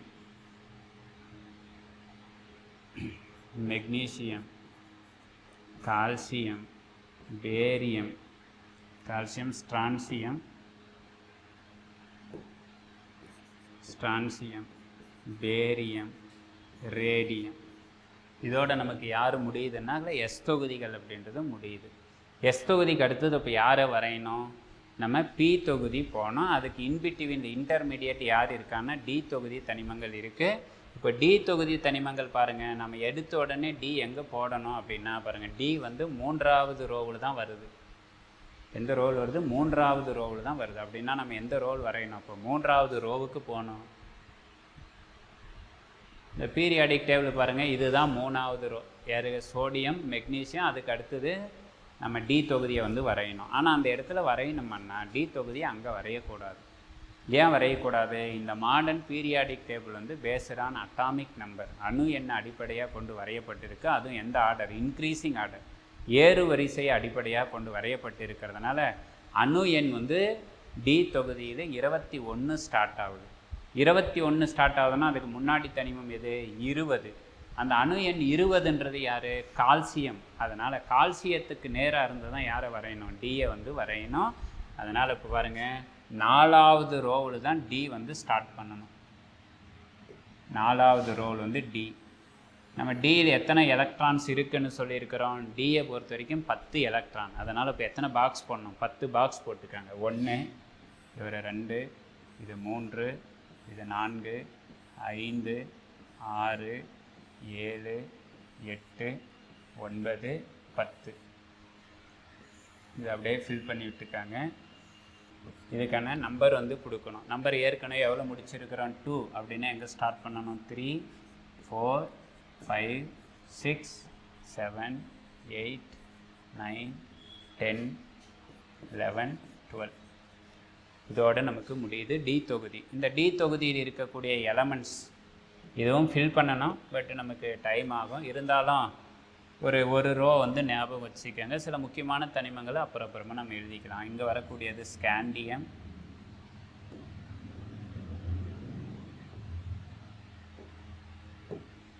இது வந்து scandium, titanium, vanadium, chromium, manganese, iron, cobalt, nickel, copper, zinc. இது டி தொகுதி. இது 3D. அதனால தான் அந்த டி தொகுதிக்கு நம்ம எலக்ட்ரானிக் கான்ஃபிகரேஷன், பொதுவான எலக்ட்ரான் அமைப்பு எழுதுகிறப்ப வெறுமனே NDன்னு எழுத மாட்டோம். எஸ்ஐ எழுதுகிறப்ப என்ன எழுதிடுவோம்? டைரெக்டாக NS அப்படின்னு எழுதுவோம். பாரு, என்னன்றது என்ன? இங்கே 1 இந்த இடம், இதுதான் N மதிப்பு. 1 S, 2 S, 3 S, 4 S, 5 S, 6 S, 7 Sன்னு சொல்கிறோம். பட் டிஐ எழுதுகிறப்ப என்ன ஃபார்முலா யூஸ் பண்ணுவோம்னா N-1 டி அப்படின்றது தான் எழுதுவோம். N-1D. N-1ன்னா என்ன அப்படின்னா N மதிப்பு இங்கே பாருங்கள் என்ன இருக்குது? 4. அப்படின்னா 4 - 1ன்னா என்ன ஆன்சர்? 3. 3D. நம்ம ஏற்கனவே எந்த செல்லுக்கு சப்ஸ்டியூட்டாக வந்தது அப்படின்னு பார்த்தோம்? 3rd செல்லுக்கு. பாருங்கள், டி ஆர்பிட்டால் நம்ம இங்கே எங்கே பார்த்தோம்? 3rd செல்லுக்கு. அதனால் 3D அப்படின்றது நமக்கு கிடச்சிருச்சு. அதனால தான் 3D. இங்கே பார்த்தீங்கன்னா எங்கே ஸ்டார்ட் ஆகுது? 1S ஸ்டார்ட் ஆகுது. அதனால் S 1வது ரோவிலே இருக்கணும். டிக்கு 1வது ரோ வரையக்கூடாது, 2வது ரோவிலும் வரையக்கூடாது. அணு எண்ணை பேஸ் பண்ணி எழுதுறதுனால 3வது ரோவிலும் போகக்கூடாது. 20க்கு அடுத்து 21, அதனால் 4வது ரோ தான் போகணும். அப்படின்னு 4வது ரோ போனீங்கன்னாக்கில் இங்கெல்லாம் வரணும் அப்படின்னு எதிர்பார்த்தா நமக்கு கிடையாது. டி ஆர்பிட்டால் எங்கே வருது? 3வது செல்லுக்கே துணை செல்லாக வருது. அதனால் டி ஆர்பிட்டாலுக்கு நீங்கள் எலக்ட்ரான் அமைப்பு வரையும் பொழுது என்ன டின்னு போடணுன்னாக்கில் N-1D அப்படின்றத நம்ம சப்ஸ்டியூட் பண்ணுறோம் இந்த பகுதியில். இந்த வார்த்தை ஏன் சார் N-1 போடுறோன்னா இதுதான் ரீசன். இதோடு நமக்கு யார் முடியுது? டி தொகுதி முடியுது. இடையில் வந்து வரைஞ்சாச்சு. இன்பிட்வீன் யார் இருக்காங்க நமக்கு? பி தொகுதி. எந்த பக்கம்? ரைட் ஹேண்டு சைடு வந்து இருக்காங்க. பி ஆர்பிட்டாலில் மேக்ஸிமம் எவ்வளோ எலக்ட்ரான்? 6 எலக்ட்ரான். அப்படின்னா இப்போ எத்தனை பாக்ஸ் போடணும்? 6 ஆர்பிட்டல் பாக்ஸ். பாக்ஸ்ன்னு அப்படின்னு சொல்கிறோம். உங்களுக்கு 6 கட்டங்கள் வந்து நம்ம வரைஞ்சிக்கணும். பி பாருங்கள் எந்த இடத்துலேருந்து ஸ்டார்ட் ஆச்சு? பி ஆர்பிட்டால் எங்கே ஸ்டார்ட் ஆகுது? 2nd செல்லுக்கே சப்ஷெல்லாக வருது. 2வது கூட்டுக்கே துணை கூட பி ஆர்பிட்டால் அப்படின்றத வரதுனால இப்போ எங்கே வரையணும்? 2வது ரோவுக்கு நேராக வந்து நம்ம பி ஆர்பிட்டால் வந்து வரையணும். ஸோ அந்த மாடர்ன் பீரியாடிக் டேபிள் பாருங்கள், 2nd ரோ எங்கே இருக்குது? இங்கே இருக்குது. அப்படின்னா அந்த 2nd ரோவுக்கு நேராக இருந்து நாம் இப்போ யாரை வரையணும்னா பி ஆர்பிட்டாலை வரையணும். இதுதான் 2nd ரோ. இதிலிருந்து இப்போ எத்தனை பாக்ஸ் போடணும்? 6 பாக்ஸ். 1, 2, 3, 4, 5 and 6. இதை கம்ப்ளீட்டாக அப்படியே கனெக்ட் பண்ணிக்கோங்க. எந்த ரோ? 2nd ரோவுக்கான பி, இது 3rd ரோவுக்கான பி, இது 4th ரோவுக்கான பி, இது 5th ரோவுக்கான பி, இது 6th ரோவுக்கான பி, இது வந்து 7th ரோவுக்கான B. So 2P, 3P, 4P, 5P, 6P இதெல்லாம் ஆக்பா பிரின்சிபல் படி வந்துடும். நீங்கள் கடைசியாக வரைஞ்சி காட்டுறப்போ உங்களுக்கு ஆக்பா தத்துவம் இதுதானே, ஆக்பா தத்துவம் இதுதானே அந்த பாம்பு மாதிரி போட்டாங்க அப்படின்றது உங்களுக்கு ஐடியா வந்து கிடைச்சிடும். தென் நீங்கள் 12 ஸ்டார்ட் பண்ண வேண்டியது எது? 13, 14, 15, 16, 17, 18 அப்படின்னு போடுறோம். இதில் எலமெண்ட்ஸு 13வது தொகுதி முதல் தனிமம் boron, carbon, nitrogen, oxygen, fluorine, இங்கே வந்து நியான். அப்படின்றது. இதுக்கும் ஒவ்வொரு தனிமங்களையும் எழுதணும். அது எழுதணுன்னா நமக்கு டைம் ஆகும் உட்காந்துட்டு. எழுதுறதெல்லாம் ஈஸி, நான் ஃபில் பண்ணலாம் ஒன்று ஒன்று. இப்போ அடுத்தது இந்த இடத்துல என்ன வருதுன்னா ஒரு இடையூறு அப்படின்றது வருது. என்ன இடையூறு வருது அப்படின்னு பார்க்கும் பொழுது, இந்த 18வது தொகுதியில் இருக்கக்கூடிய helium, neon, argon, krypton, xenon, ஒரு நிமிஷம் 2 முறை ரிப்பீட் ஆயிடுச்சு. Neon, argon, krypton, xenon, radon, oganesson, இவங்க எல்லாமே என்னன்னாக்கல கேஸ் வாயுக்களாக இருக்காங்க. ஸ்டேபிள் எலக்ட்ரானிக் கான்ஃபிகரேஷன், நிலையான எலக்ட்ரான் அமைப்பு எவ்வளவு பெற்றிருக்கு? வெளிக்கூட்டது 8 எலக்ட்ரான், 8. ஏன் 8 வருது அப்படின்னா பாருங்கள், இன்பிட்வீனில் யார் இருக்காங்க? டி வேறு இருக்குது, டி 10 இருக்குது. அதனால் 18லிருந்து 10 மைனஸ் பண்ணிடுங்க. வேலன்சி இணைத்திறன்களை கண்டுபிடிப்பதற்கு எளிய வழி, 1வது தொகுதின்னா 1 தான், 2வது குரூப்னா 2 தான் வேலன்சி. 13வது தொகுதி வரும்பொழுது மட்டும் 3 வேலன்சி. ஏன் 3 அப்படின்னு கேட்டால், இன்பிட்வீன் இருக்கக்கூடிய 10 வந்து நீங்கள் மைனஸ் பண்ணிட்டீங்கன்னாக்கா உங்களுக்கு என்ன வரும்? 3 வேலன்சி. 14th குரூப் 14வது தொகுதி கார்பன் ஃபேமிலிக்கு வேலன்சி வந்து 4. 15வது தொகுதிக்கு வேலன்சி 5. 16வது தொகுதிக்கு 6. 17வது தொகுதிக்கு 7 வேலன்சி. அதனால தான் IF7 அயோடின் வந்து ஹெப்டாஃப்ளூரைடு, IF7 வந்து ஃபார்மேஷன் ஆகிறதுக்கு காரணம் இதுதான். 18th குரூப் போனீங்கன்னா என்ன இல்லை? வேலன்சி வந்து 0, மந்த வாயுக்கள். இதே போகிற ஒரு கேரக்டர் யாருக்கு இருக்குன்னா ஹீலியத்துக்கும் இருக்குது. அதுவும் இன்னட் கேஸாக இருக்குது. வெளிக்கூட்டில் வந்து 2 எலக்ட்ரான், எஸ் ஆர்பிட்டால் பாருங்கள் எத்தனை எலக்ட்ரான்? 2 எலக்ட்ரான் கம்ப்ளீட்டாக ஃபில் ஆகிருக்கு. அதனால் இவரை போயிட்டு இந்த இடத்துல யார்? Beryllium, magnesium, calcium, barium, strontium, இவங்க எல்லாமே பேசிக் நேச்சர், காரத்தன்மை கொண்டவங்க. அது இல்லாமல் அவங்க எல்லாமே சாலிடு, திடப்பொருளாக இருக்குது. அப்படி திடப்பொருளாக இருக்கிற இடத்துல நீங்கள் ஒரு பேசிக் நேச்சராக இருக்கக்கூடிய யாரை கொண்டு போய் வைக்கக்கூடாது? ஈலியத்தை கொண்டு போயிட்டு அந்த இடத்துல நீங்கள் இடம் வந்து கொடுக்கக்கூடாது. அதனால் ஈலியத்தை அந்த இடத்துலேருந்து தூக்குங்க அப்படின்றாங்க. இது நமக்கு காம்படேட்டிவ் எக்ஸாமில் ரிப்பீட்டடாக கேட்குற ஒரு கேள்வி. அதனால் இப்போ என்ன பண்ணுறோம்? இங்கே இருக்கிற ஈலியத்தை, இந்த ஈலியத்தை வந்து என்ன பண்ணுறோம்? ஷிஃப்ட் பண்ணிடுறோம். அந்த இடத்துலேருந்து ரிமூவ் பண்ணிவிட்டு இந்த 18வது தொகுதி இது வந்து வரைஞ்சிடறோம். ஹீலியம் அப்படின்றத வரைஞ்சிடறோம். ஸோ கேள்வி என்ன நமக்கு காம்படேட்டிவ் எக்ஸாம்பிள்னா, எந்த தனிமம், இவங்க எல்லாமே பி தொகுதி தனிமங்கள், பி பிளாக் எலமெண்ட்ஸ். எந்த தொகுதி தனிமம் வந்து பி பிளாக் சைடு இருக்கும், பட் நாட்டிய பி பிளாக் எலமெண்ட்ஸ் அப்படின்றது ஒரு கேள்வி கேட்பாங்க. ஹீலியம்ன்றது பி தொகுதி தனிமங்கள் பக்கம் இடம்பெற்று இருந்தாலும் அது வந்து என்ன தொகுதி தனிமம் தான்? எஸ் தொகுதி தனிமம் தான், அது பி தொகுதி கிடையாது. அதனால் ஹீலியத்துக்கு மட்டும் 1p போடக்கூடாது. மாற்றா என்ன எஸ்? 1s. 1sல கம்ப்ளீட்டாக ஃபில் ஆகிருக்கு, 2 எலக்ட்ரான் ஃபில் ஆகிருக்கக்கூடிய ஒன்றா அவர் வந்து இருக்கார் அப்படின்னு சொல்கிறோம். அப்படின்னா உங்களுக்கு அடுத்த டவுட் வரலாம், சார் இவங்களுக்கெல்லாம் வேலன்சி 10லேருந்து மைனஸ் பண்ணுங்கன்றீங்க அப்படின்னா, இங்கே வேலன்சினாக்கில் பாருங்கள், ஸ்கேண்டியம் 3வது தொகுதி அப்படின்னா மேக்ஸிமம் வேலன்சி 3ஆ? இல்லை இங்கே இருக்குது மேங்கனீஸு 7வது தொகுதி, மேக்ஸிமம் வேலன்சி 7ஆ? இங்கே இருக்குது நிக்கல் 10வது தொகுதி அப்படின்னா மேக்ஸிமம் வேலன்சி 10ஆ அப்படின்னு கேட்டால், இந்த இடைநிலை தனிமங்களுக்கு மட்டும் வேலன்சி இணைத்திறன் வந்து வேரியபிள், மாறுபடும் தன்மையை பெற்றிருக்கு. எப்படி வேரியபிள் ஆகுது அப்படின்னா, அது கூட யார் ரியாக்ட் ஆகுறாங்களோ அவர்களை பொறுத்து அவங்க வந்து மாறுபடுறாங்க. எல்லாருக்குமே ஒரே ஆக்சிடேஷன் ஸ்டேட்டு கிடையாது, ஒரே ஆக்சிஜனேற்ற எண் வந்து கிடையவே கிடையாது. இந்த இடைநிலை தனிமங்களை பொறுத்த வரைக்கும் மேக்ஸிமம் மினிமம் எங்கே ஸ்டார்ட் ஆகும்? ஸ்கேண்டியத்துக்கு 3 ஸ்டார்ட் ஆகும், 3 ஸ்டார்ட் ஆகும் ஸ்கேண்டியத்துக்கு. மேக்ஸிமம் வரப்போ மேங்கனீஸ் வந்துடும், மேங்கனீஸுக்கு 7 வரும். அதே வந்து மேக்ஸிமம் இந்த பீரியாடிக் டேபிள் ஆக்சிடேஷன் ஸ்டேட் இருக்கிறது 8. யார்? அது அயன் ஃபேமிலியில் அயன் இருக்குது. அதுக்கு கீழே யார் வருவாங்க? ருத்தீனியம் வரும். ருத்தீனியத்துக்கு கீழே யார் வருவாங்கன்னா ஆஸ்மியம். ஆஸ்மியத்துக்கு தான் இது வரைக்கும் கண்டறியப்பட்டிருக்கக்கூடிய தனிமங்களையே அதிகபட்ச ஆக்சிஜனேற்ற 8 ப்ளஸ் 8 OSO4 ஆக்ஸ்மியம் டெட்ராக்சைடு அப்படின்றதுக்கு பெற்று இருக்கக்கூடிய ஒன்றா இருக்கும். அது அப்படியே இந்த பக்கம் வர வர மீண்டும் ஆக்சிஜனேற்ற எண் வந்து குறைஞ்சிக்கிட்டே வந்துடும். இதெல்லாம் நமக்கு காம்படேட்டிவ் எக்ஸாமில் ஒரு கொஷின்ஸாக கேட்பாங்க. அதனால் பி தொகுதி தனிமங்கள் பக்கம் வரையப்பட்டிருந்தாலும் அந்த ஹீலியம் அப்படின்ற ஒரு தனிமம் வந்து பி தொகுதி கிடையாது, அது வந்து எஸ் தொகுதிக்கு சொந்தமானவர். இதை ஞாபகம் வச்சுக்கங்க. தென் அடுத்தபடியாக இப்போ யாரை வரையணும்னா டி தொகுதி. நம்ம டி வரைஞ்சி முடிச்சாச்சு. தென் எங்கே போனோம்? எஃப்க்கு போனோம். நம்ம முன்னரே சொல்லியிருக்கிறோம் எஃப் வந்து எங்கே இருக்குது? டி தொகுதிக்கு உள்ளே இருக்குது. டி தொகுதிக்குள்ளே எங்கே இருக்குது? மூன்றாவது தொடருக்குள்ளே தான் இருக்காங்க. மூன்றாவது தொடர் எந்த இடத்துல வராங்க? 6வது ரோவில் வருது. அப்படின்னா பாருங்கள், இங்கே இருக்கக்கூடிய தனிமம் தான் எஃப் தொகுதி. அதே மாதிரி 7வது தொடரில் ஒன்று இருக்குது. இந்த இடத்துல இருக்கக்கூடிய ஒரு தனிமம் எஃப் தொகுதி.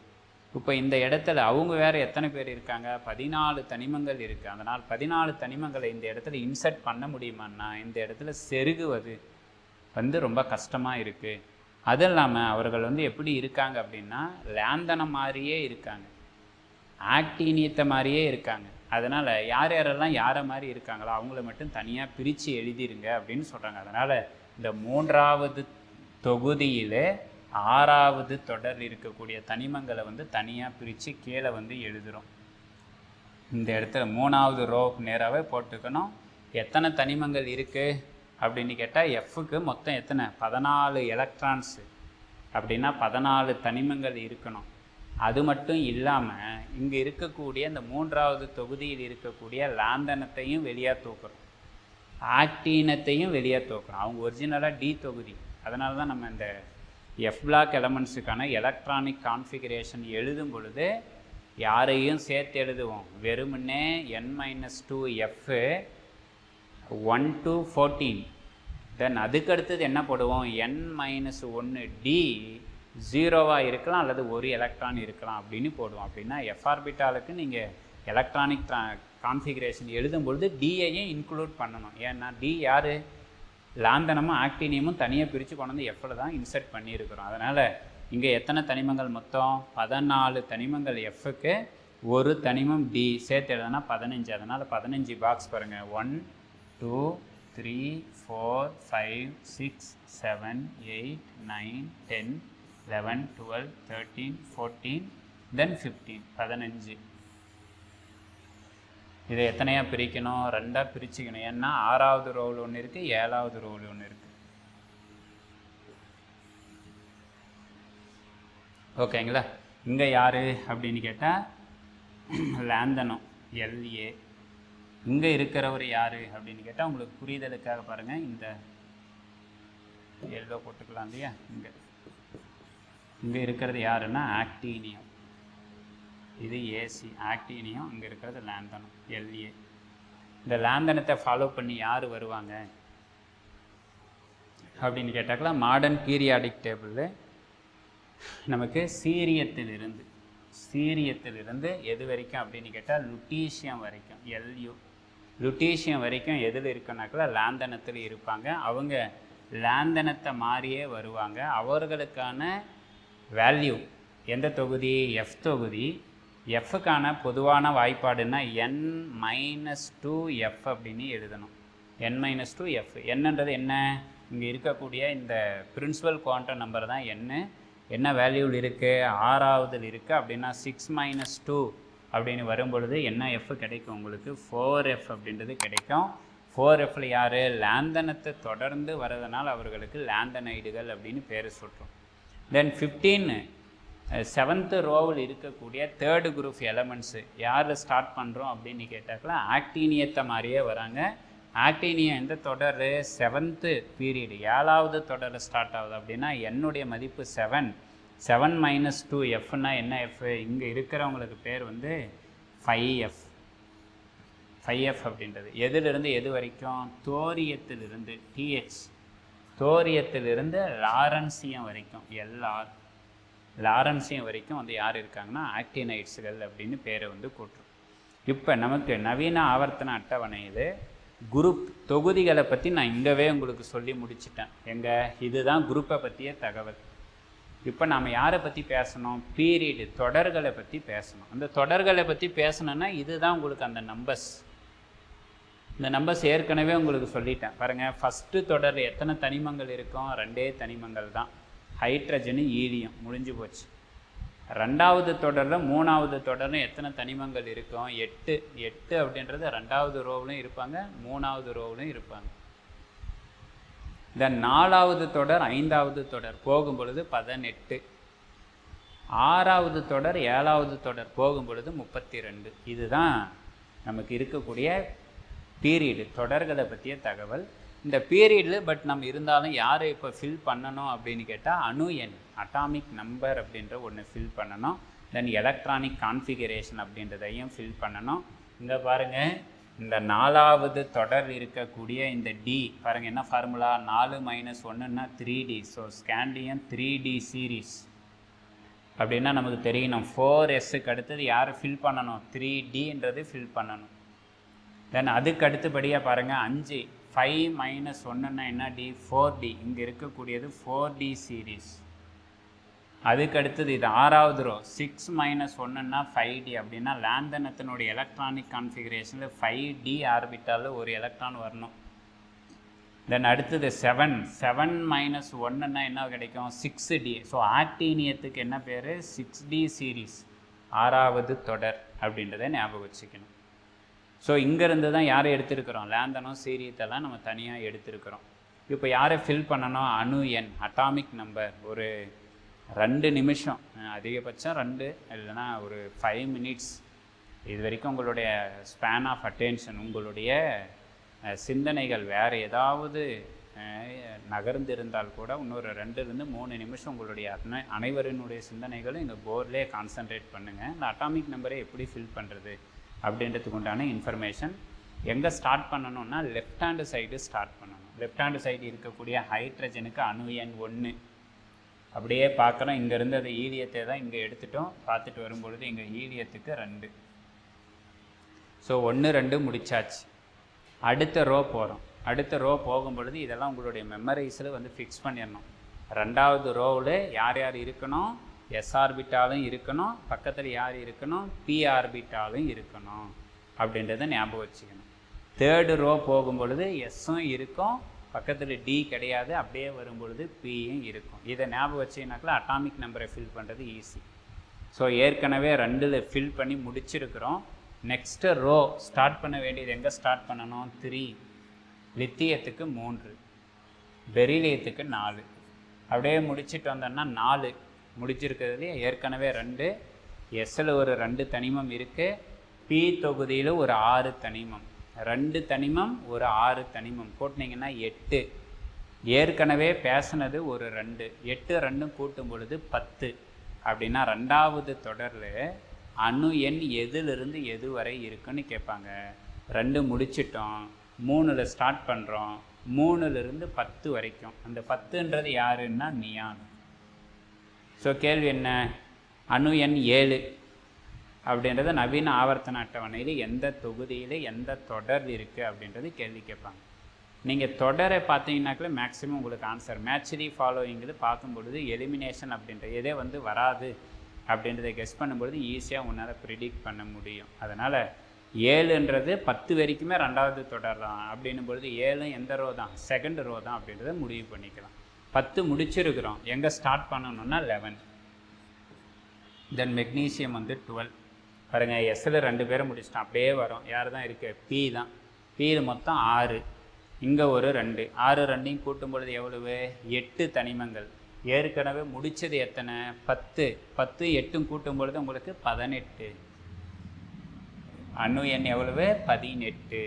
ஸோ கேள்வி, எந்த அணு எண்ணிலிருந்து எந்த அணு எண் வரைக்கும் 3வது தொடர் இருக்குது அப்படின்னு கேள்வி கேட்பாங்க. ஸோ நமக்கு ஏற்கனவே முடித்தது ஒரு 10 அப்படின்னா 11 ஸ்டார்ட் பண்ணணும். இதில் ஒரு 8 தனிமம் அப்படின்னா 11லேருந்து 18 வரைக்கும் இந்த தொடர் இருப்பாங்க அப்படின்றத நம்ம ரிமெம்பர் பண்ணிக்கணும்.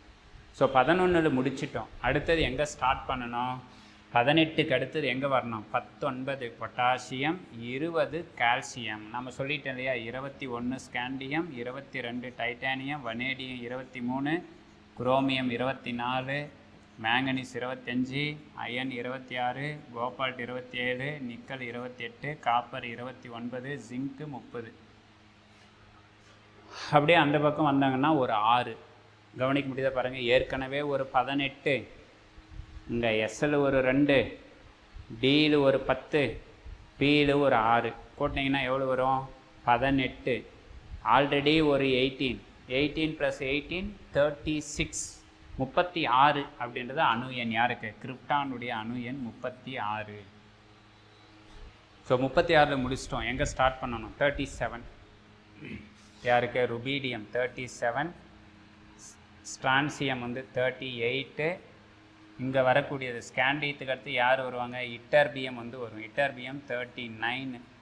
அப்படியே போனீங்கன்னா இன்பிட்வீனில் யார் இருக்காங்கன்னா உங்களுக்கு ஒரு 10, இந்த பக்கம் ஒரு 6, இந்த பக்கம் ஒரு 6. நீங்கள் ஆட் பண்ணும்பொழுது உங்களுக்கு எவ்வளோ வந்துடும்? அதே 18.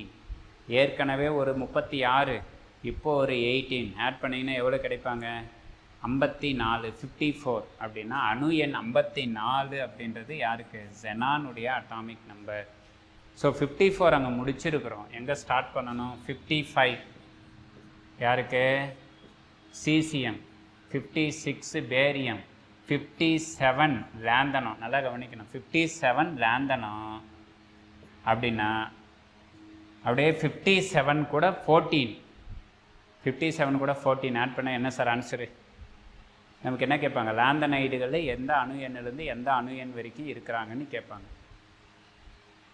57 ஒரு 14 போட்டிங்கன்னா 71. Very good. அப்படின்னா நமக்கு 57லேருந்து 71, 71ன்றது லுட்டீசியம். ஸோ அணு எண் எதுலேருந்து எது வரைக்கும் அப்படின்னு கேட்டிங்கன்னா 57லேருந்து 71 வரைக்கும் எங்கே இருப்பாங்க அப்படின்னு கேட்டால் நமக்கு லாந்தனைடுகளில் இருப்பாங்க அப்படின்றத பார்த்துக்கங்க. இதான் நீங்கள் வந்து எதில் வந்துட்டோம்? நமக்கு 71 வந்துருச்சு. இப்போ எந்த ரோ பத்துறோம்? 6th row. ஞாபகம் வச்சுக்காம பாருங்கள். லிசன்.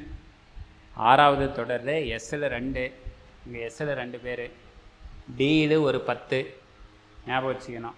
தென் எஃப்ல ஒரு 14, பியில் ஒரு 6 ஆட் பண்ணிங்கன்னா டோட்டல் எவ்வளவு? 32 தனிமங்கள் வரும். இதுதான் நம்ம அங்கே பேசுனது. 4வது ரோவில் எத்தனை தனிமம்? 32. ஃபார்முலா என்ன பார்த்தோம்? 2n². என்னுடைய மதிப்பு 4. 4க்கு ஸ்கொயர் பண்ணிங்கன்னா எவ்வளவு? 16. 16 × 2 வந்து 32. அப்படின்னா இந்த 6வது தொடர் 32 தனிமங்கள் இருக்குது. ஏற்கனவே முடித்தது எவ்வளவு? 54. இப்போ ஒரு 32 ஆட் பண்ணிங்கன்னா 86. யாருக்கு? ரேடான் அப்படின்றதுக்கு. ஸோ 86 முடிச்சிருக்கிறோம். எங்கே ஸ்டார்ட் பண்ணணும்? 87 ஃப்ரான்சியம், 88 ரேடியம், 89 ஆக்டீனியம், 89 அப்படின்னா தோரியத்துக்கு எவ்வளவு? 90. இதில் பாருங்கள் 89, 89லேருந்து ஒரு 14 ஆட் பண்ணுங்க. 89 to ஒரு 14 ஆட் பண்ணிங்கன்னா 103, 103 அப்படின்றது யாருக்கு? நமக்கு இங்கே வரும் பொழுது லாரன்சியம் 103 அணு எண் அப்படின்றத ஞாபகம் வச்சுக்கோங்க. 103. இங்கே பாருங்கள், இது எந்த row? 4th row. 4th row. அதுக்கு கீழே என்ன வரும்? Atomic number 104. இது நமக்கு காம்படேட்டிவ் எக்ஸாமில் கொஷினுங்க. 7th ரோவில் 7வது ரோவில் 7வது தொடரில் அணு எண் என்னவா இருக்குன்னு கேட்பாங்க. பாருங்கள், 7th ரோவில் 7th குரூப்பில் அட்டாமிக் நம்பர் எவ்வளவு? 107. 107 அப்படின்றது ஆன்சர். அல்லது 7th ரோவில் 13th குரூப்புக்கு என்ன அட்டாமிக் நம்பருன்னு கேட்பாங்க. ஆன்சர் என்ன வரும்? 113ன்றது ஆன்சர். குரூப் நம்பர் தான். அது கூட யாரை ஆட் பண்ணிக்கிறோம்? 10 வந்து நீங்கள் ஆட் பண்ணிக்க வேண்டியதுதான். ஸோ அதே மாதிரி இங்கே வரும் பொழுது ஒக்னேசான் அப்படின்றது எவ்வளவு? 118. இதுதான் இன்னைக்கு வரைக்கும் இருக்கக்கூடிய கடைசி தனிமம். ஸோ லெஃப்ட் ஹேண்டு சைடு டாப்பில் அணு எண் 1, ரைட் ஹேண்டு சைடு பாட்டமில் அணு எண் எவ்வளவு? 118 அப்படின்றது தான் இன்றைக்கி இருக்கக்கூடிய மாடர்ன் பீரியாடிக் டேபிள், நவீன ஆவர்த்தன அட்டவணையில் தனிமங்களை வந்து நிரப்புவது. இதை பேஸ் பண்ணி தான் எலக்ட்ரானிக் கான்ஃபிகரேஷனை பாருங்கள். எலக்ட்ரானிக் கான்ஃபிகரேஷன் என்ன? 1sல ஸ்டார்ட் பண்ணுறோம், 1sல முடிக்கிறோம். 1sஐ ஃபில் பண்ண பிறகு எங்கே வரோம்? 2s வரோம். 2sஐ ஃபில் பண்ணிவிட்டு எங்கே வரோம்? 2pக்கு வரோம். 2p ஃபில் பண்ண முடித்த பிறகு எங்கே வரோம்? 3s வரோம். 3sக்கு அடுத்தது நேராக எங்கே போகிறோம்? 3pக்கு போகிறோம். 3p முடித்த பிறகு எங்கே வரோம்? 4s வரோம். 4sக்கு அடுத்தது எங்கே போகிறோம்? 3d ஃபில் பண்ணுறோம். 3dக்கு அடுத்தது எங்கே ஃபில் பண்ணுறோம்? 4pன்றது ஃபில் பண்ணுறோம். 4p ஃபில் பண்ண முடித்த பிறகு அப்படியே எங்கே வரோம்? 5sக்கு வரோம். 5sக்கு அடுத்தது என்ன டி? 4dயை ஃபில் பண்ணுறோம். 4d ஃபில் பண்ணி முடித்த பிறகு அப்படியே என்ன பி? 5p அப்படின்றத ஃபில் பண்ணுறோம். 5p ஃபில் பண்ணி முடித்த பிறகு எங்கே வரோம்? 6sக்கு வரோம். 6sக்கு அடுத்தது என்ன வந்துடுறோம்? 4f. எதுக்கு போகக்கூடாது? 4dக்கு. இதுக்கு 5dக்கு போகக்கூடாது. 5dயில் ஒரு தனிமம் ஃபில் ஆன முடித்த பிறகு எது வந்துடுது? 4f வந்துடுது. 4F வரைக்கும் 71 ஃபில் ஆன முடித்த பிறகு தான் இங்கே என்ன ஸ்டார்ட் ஆகுது 72, 73, 74, 75 இது மாதிரி போயிட்டே இருக்குது. 80, 81, 82, 83, 84, 85, 86 அப்படின்றது ஃபில் ஆகும். அப்படின்னா 4F ஃபில் பண்ண முடித்த பிறகு தான் யாருக்கு போனோம் 5D போனோம். 5D ஃபில் பண்ணி முடித்த பிறகு யாருக்கு வரணும் 6P அப்படின்றது வரணும். 6P ஃபில் பண்ணி முடித்த பிறகு எங்கே வரணும் 7S வரணும். 7Sக்கு அடுத்து எங்கே போகக்கூடாது 6D போகக்கூடாது. யார் வரணும் 5F வரணும். 5F ஃபில் பண்ண பிறகு தான் எது 6D. 6Dக்கு அடுத்து தான் என்னது 7P அப்படின்றது ஃபில் ஆகணும். இதை தான் எதில் வரைகிறோம் ஆக்பா பிரின்சிபல் படி நம்ம வரைகிறோம். ஆக்பா பிரின்சிபல் படி வரையும் பொழுது என்ன போடுறோம் இப்படி ஃபில் பண்ணுவோம் 1S 2S 3S 4S 5S 6S 7S இது போதுமானது. நமக்கு பார்த்தீங்கன்னா அடுத்தது எங்கே வரணும் 2Sக்கு நேராக யார் வரும் 2P. 3Sக்கு நேராக என்ன வந்துடும் 3P. 4Sக்கு பக்கத்தில் யார் வரணும் 3D ஃபில் ஆகணும். அதுக்கு அடுத்தது எங்கே போகணும் 4P. 5Sக்கு அடுத்து எந்த D 4D ஃபில் பண்ணணும். அடுத்தது எங்கே போகணும் 5Pக்கு போகணும். 6Sக்கு அடுத்தது என்ன ஃபில் பண்ணணும் 4F ஃபில் பண்ணணும். அவருக்கு அடுத்தது 5D ஃபில் பண்ணணும். அவருக்கு அடுத்தது என்ன பண்ணணும் 6P வந்து ஃபில் பண்ணணும். தென் 7S அவருக்கு அடுத்தது என்ன F 5F ஃபில் பண்ணணும். அவருக்கு அடுத்தது 6D ஃபில் பண்ணணும். அவருக்கு அடுத்தது 7P அப்படின்றதை ஃபில் பண்ணணும். இதுதான் நவீன ஆவர்த்தன அட்டவணையில் தனிமங்களை வந்து நிரப்பக்கூடிய எலக்ட்ரானிக் கான்ஃபிகரேஷன் எலக்ட்ரான் அமைப்பு. இவ்வாறு தான் தனிமங்களில் எலக்ட்ரான்கள் வந்து நிரப்பப்பட்டிருக்கும். ஓகேங்களா. இதை நீங்கள் இப்படி போட்டாலும் சரி, அல்லது நம்ம டே டு டே லைஃப்பில் வரைகிறது இந்த மாதிரி வரைவோம். எது 1S 2S 3S 4S 5S 6S 7S 2S அதே மாதிரி 8S. அடுத்தது இன் ஃப்யூச்சர் வந்து 8S வரும். 2Sக்கு அடுத்தது என்ன வரணும் 2P 2D கிடையாது. அதே மாதிரி 3P என்ன வரும் 3D 4S 4D 4F 5S already இருக்கா 5S 5P 5D 5F தென் 6Sக்கு அடுத்தது 6P 6D 6F இன்னும் கண்டுபிடிக்கல. 7Sக்கு அடுத்தது 7P அப்படின்றது இருக்குது. இதே தான் இந்த மாதிரி போடுவோம். ஏரோ மார்க்கு டவுன்வேர்டாக வரணும், கீழ் நோக்கி வரணும். இப்போ பார்த்தீங்கன்னா இப்போ கரெக்டாக ஃபில் ஆகிருக்கா பாருங்கள். நமக்கு எங்கே வந்திருக்கணும் இது வந்து இப்படி எது 7Sக்கு அடுத்தது இங்கே இருக்கா 7Sக்கு அடுத்தது அப்படியே பார்த்தீங்கன்னா எது ஃபில் ஆகிருக்கணும் 5F இருக்கா பாருங்கள். 7Sக்கு அடுத்து யார் ஃபில் ஆகிருக்கணும் 5F. 5Fக்கு அடுத்தது யார் வரணும் 6D வருதா பாருங்கள். 5Fக்கு அடுத்து யார் ஃபில் ஆகணும் 6D. 6Dக்கு அடுத்தது யார் வரணும் 7P பாருங்கள். 7P வந்துருச்சு. அடுத்தது மேபி இப்போ இது வரைக்கும் 7 ரோவோட முடிஞ்சிருக்கு. இப்போ 118க்கு அடுத்து 119 120 அப்படின்றது எங்கே வந்துடும் 8Sக்கு வந்துடுவாங்க. 8Sக்கு வந்து வர ஆரம்பிக்கும். அப்படி வந்ததுன்னா இங்கே அடுத்தது 8Sக்கு அடுத்தது எங்கே போகணும் 8P 8D அப்படின்றதுக்கு நமக்கு போக ஆரம்பிக்கணும். இதுதான் இந்த நவீன ஆவர்த்தன அட்டவணை. இந்த ஆக்பா பிரின்சிபல் அப்படின்றத பேஸ் பண்ணி இது மாதிரி எலக்ட்ரான் அமைப்புகளின் அடிப்படையாக கொண்டு எந்த வரிசையில் அணு எண்ணுடைய ஏறு வரிசையில் வந்து அமைக்கப்பட்டிருக்கு அப்படின்றதான் இந்த மாடர்ன் பீரியாடிக் டேபிள். இதை பேஸ் பண்ணி தான் என்ன பேசுகிறோம் பீரியாடிக் ப்ராப்பர்ட்டிஸ் ஆவர்த்தன பண்புகள் அப்படின்றது பேசுகிறோம். அந்த நம்மளை பொறுத்த வரைக்கும் ஒரு 7-8 பண்புகள் தெரிஞ்சுக்கணும். பட் இங்கே நமக்கு காம்படேட்டிவ் எக்ஸாமை பொறுத்த வரைக்கும் ஒரு 5 ப்ராப்பர்ட்டிஸ் அட்டாமிக் நம்பரு, அதே மாதிரி atomic radii, ionic radii 2, ionization energy அயனியாக்காற்றல் 3, எலக்ட்ரோ நெகட்டிவிட்டி எலக்ட்ரான் நாட்டம் 4, எலக்ட்ரோன் அஃபினிட்டி எலக்ட்ரான் கவர்த்தன்மை அப்படின்றது ஒரு 5. இந்த 5 ப்ராப்பர்ட்டிஸை பற்றி தான் கேள்வி கேட்பாங்க. இதை பொறுத்த வரைக்கும் அந்த பீரியடை பொறுத்த வரைக்கும் தொடர்களை பொறுத்த வரைக்கும் எந்தெந்த தொடரில் ஒற்றுமையாக இருக்குது, எந்த தொடர் மட்டும் வேறுபட்டு இருக்குதுன்னு கேட்பாங்க. பாருங்கள், இந்த 1வது தொடர் ஃபஸ்ட்டு பீரியடில் மட்டும் பார்த்தீங்கன்னா எத்தனை தனிமங்கள் இருக்குது 2 எலமெண்ட் ஹைட்ரஜன் அண்ட் ஹீலியம் மட்டும் இருக்கும்.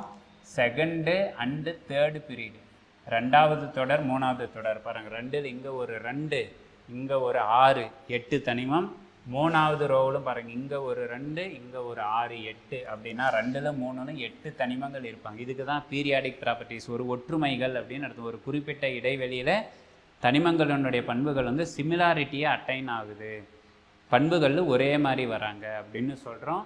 தென் அடுத்தது 4th 5th 4 and 5 4 and 5 போகும்பொழுது நமக்கு 18 தனிமங்கள், Sல் 2, Dயில் 10, Pயில் 6 அப்படின்ட்டு மொத்தம் 18 தனிமங்கள் வந்து இருப்பாங்க. தென் 6 and 7 6வது தொடர் 7வது தொடரில் போகும்பொழுது Sல் 2, Fல் 14, Dயில் ஒரு 10, Pயில் ஒரு 6, டோட்டலாக எத்தனை எலமெண்ட்ஸு 32 தனிமங்கள் அப்படின்றது காணப்படும். இந்த 2 தனிமங்கள் இருக்கிற பீரியடு வந்து ஷார்ட்டஸ்ட் பீரியட், மிக குறுகிய தொடர் அப்படின்னு பேர். 8 தனிமங்கள் இருக்கிறதுக்கு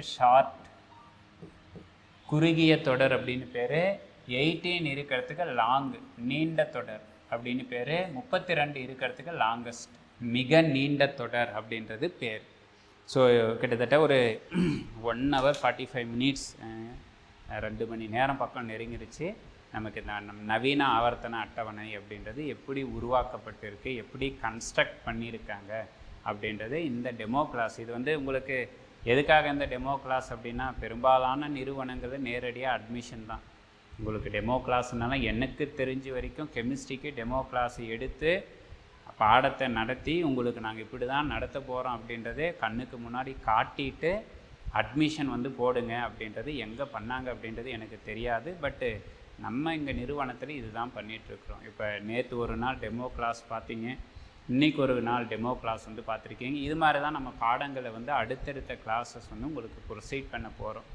ஸோ நேற்றைய தினமும் இன்றைய தினமும் இன்ஆர்கானிக் ரிலேட்டடாக, குவாண்டம் நம்பர்ஸ்ன்றது உங்களுக்கு ஃபிசிக்கல் கெமிஸ்ட்ரி ரிலேட்டடான தகவல்களையும் நம்ம இன்றைக்கி வந்து பேசியிருக்கிறோம். நாளைக்கு ஒரு நாள் ஒரு டெமோ கிளாஸ் வந்து இருக்குது. நாளைக்கு வந்து உங்களுக்கு ஆர்கானிக் எப்படி நம்ம டீச் பண்ண போகிறோம் அப்படின்றது உங்களுக்கு ஓகே, உங்களுக்கு சாட்டிஸ்ஃபேக்ஷனாக இருக்குது, திருப்தியாக இருக்குது அப்படின்ற மாதிரி இருந்ததுன்னா you can proceed your admissions. உங்களுடைய அட்மிஷனை வந்து நீங்கள் என்ன பண்ணிக்காங்கனாக்கில் எந்த அளவுக்கு வேகமாக நீங்கள் போடுறீங்களோ அந்த அளவுக்கு வேகமாக உங்களுடைய அட்மிஷன்ஸை வந்து போட்டுக்காங்க. நமக்கு நெக்ஸ்ட்டு வீக்கிலிருந்து என்ன ஸ்டார்ட் ஆக போகுதுன்னா ரெகுலர் கிளாஸஸ். திங்கள்லேருந்து இதோட நாளைக்கோட டெமோ கிளாஸ் வந்து முடியுது. திங்கக்கிழமைலேருந்து ரெகுலர் கிளாஸ் வந்து உங்களுக்கு ஸ்டார்ட் ஆக போகுது. கட்டாயம் தேர்வில் வந்து வெற்றி பெறணும், வேதியியலை தெரிஞ்சிக்கணும், கெமிஸ்ட்ரியை நல்லா லேர்ன் பண்ணிக்கணும், சப்ஜெக்ட் அழகாக கேப்சர் பண்ணிக்கணும். ஓகே, இது வந்து நல்லா இருக்குது அப்படின்றது 100% உங்களுக்கு திருப்தி அடைந்தால் மட்டும் நீங்கள் என்ன பண்ணுங்கன்னா நம்ம காஞ்சி அகாடமியை வந்து நீங்கள் ரெஃபரன்ஸு கொடுங்க. அசோகன் என்னுடைய பேர், நிறைய பேருக்கு தெரிஞ்சிருக்கும். இப்போ நியூவாக வந்திருக்கிறவங்களுக்கு நானும் ஒரு கெமிஸ்ட்ரி கிராஜுவேட், அதுவும் டாக்டரேட் வரைக்கும் முடிச்சிருக்கிறோம். நம்மளும் கிளாஸஸ் எல்லாம் நிறைய பண்ணிகிட்ருக்குறோம். மீண்டும் வந்து இந்த வேதியியல் துறையில் நிறையா மாணவர்களை போட்டித் தேர்வில் வந்து வெற்றி பெற வைக்கணும் அப்படின்றது தான் ஒரு ஆசை. அது வந்து ஒரு குறைஞ்சபட்சம் டிஸ்ட்ரிக் ஒருத்தர், டிஸ்ட்ரிக் 2 பேர், டிஸ்ட்ரிக் 3 பேர் என்னுடைய ஆசை. போய் ஒரு எதிர்காலத்தில் ஒரு 5 வருஷம் கழித்து போயிட்டு ஒரு ஸ்கூலில் தோன்றனா நம்மக்கிட்ட படித்தவர்கள், தமிழகத்தில் இருக்கக்கூடிய அனைத்து துறைகளிலும் எங்கிட்ட படித்தவங்க டிஎன்பிஎஸ்சியில் பாஸ் பண்ணிட்டு இருக்காங்க, டிஎன்யூஎஸ்ஆர்பி போலீஸ் எக்ஸாமில் பாஸ் பண்ணிட்டு இருக்காங்க, டெட்டு லேப் அசிஸ்டண்ட்டாக நிறைய பேர் இருக்காங்க, அதே மாதிரி டெட்டில் பாஸ் பண்ணவங்களே இருக்காங்க. பட்டு இன்னும் அதை வந்து இப்போ இந்த யூஜி டிஆர்பின்னு வச்சதுனால இந்த சப்ஜெக்ட் லெவலில் கொண்டு போயிட்டு அவங்கள போய் உட்கார வைக்கணும். நாம் கற்றுக்கின சப்ஜெக்டை 100%, இது இப்போ நான் பேசுனது எதுவுமே ஒளிவு மறைவு கிடையாது. இந்த அளவுக்கு உங்களுக்கு நடத்தியிருப்பாங்களே, இதோட இன்னும் சூப்பராக கூட நடத்தியிருக்கலாம், நோ இஷ்யூ. நான் கம்பேரிசன் பண்ணலை. நான் இப்போ நடத்தினதுலேருந்து 100% 100% வந்து திருப்தி, சாட்டிஸ்ஃபைடாக உங்களுக்கு நடத்துகிறேன். இதுதான், இது இப்படி தான் வருது அப்படின்னு போட்டு இதில் நான் ரஷ்அப் பண்ண வேண்டிய அவசியம் இல்லை. நான் இதை வேகமாக நடத்தணும் அப்படின்னா இதை நான் ஸ்கிப் பண்ண வேண்டிய அவசியமும் கிடையாது. ஏன் அப்படின்னா 100% அந்த தகவலை உங்கள்கிட்ட சேரணும். இந்த தகவலை நீங்கள் கடினமாக இருந்ததே நீங்கள் எளிமையாக எடுத்துக்கணும். இந்த எளிமையாக எடுத்ததை அடுத்த தலைமுறை, மேபி இங்கே இருக்கிறவங்க சில பேர் டீச்சராக இருப்பீங்க, ப்ரைவேட் ஸ்கூல் இருக்கிறவங்க நீங்கள் தான் இதை போயிட்டு இப்படி தான் நடத்தும் பொழுது அந்த பசங்க ஹாப்பியாக ஃபீல் பண்ணுவாங்க. அல்லது இதை வந்து நீங்கள் ஒரு டியூஷன் சென்டரில் நடத்தும்பொழுது அந்த பசங்க எங்களுக்கு ஸ்கூலில் நடத்தின சார் வேறு, நீங்கள் வேறு மாதிரி சொல்கிறீங்களே மிஸ் அப்படின்ற மாதிரி சொல்லுவாங்க.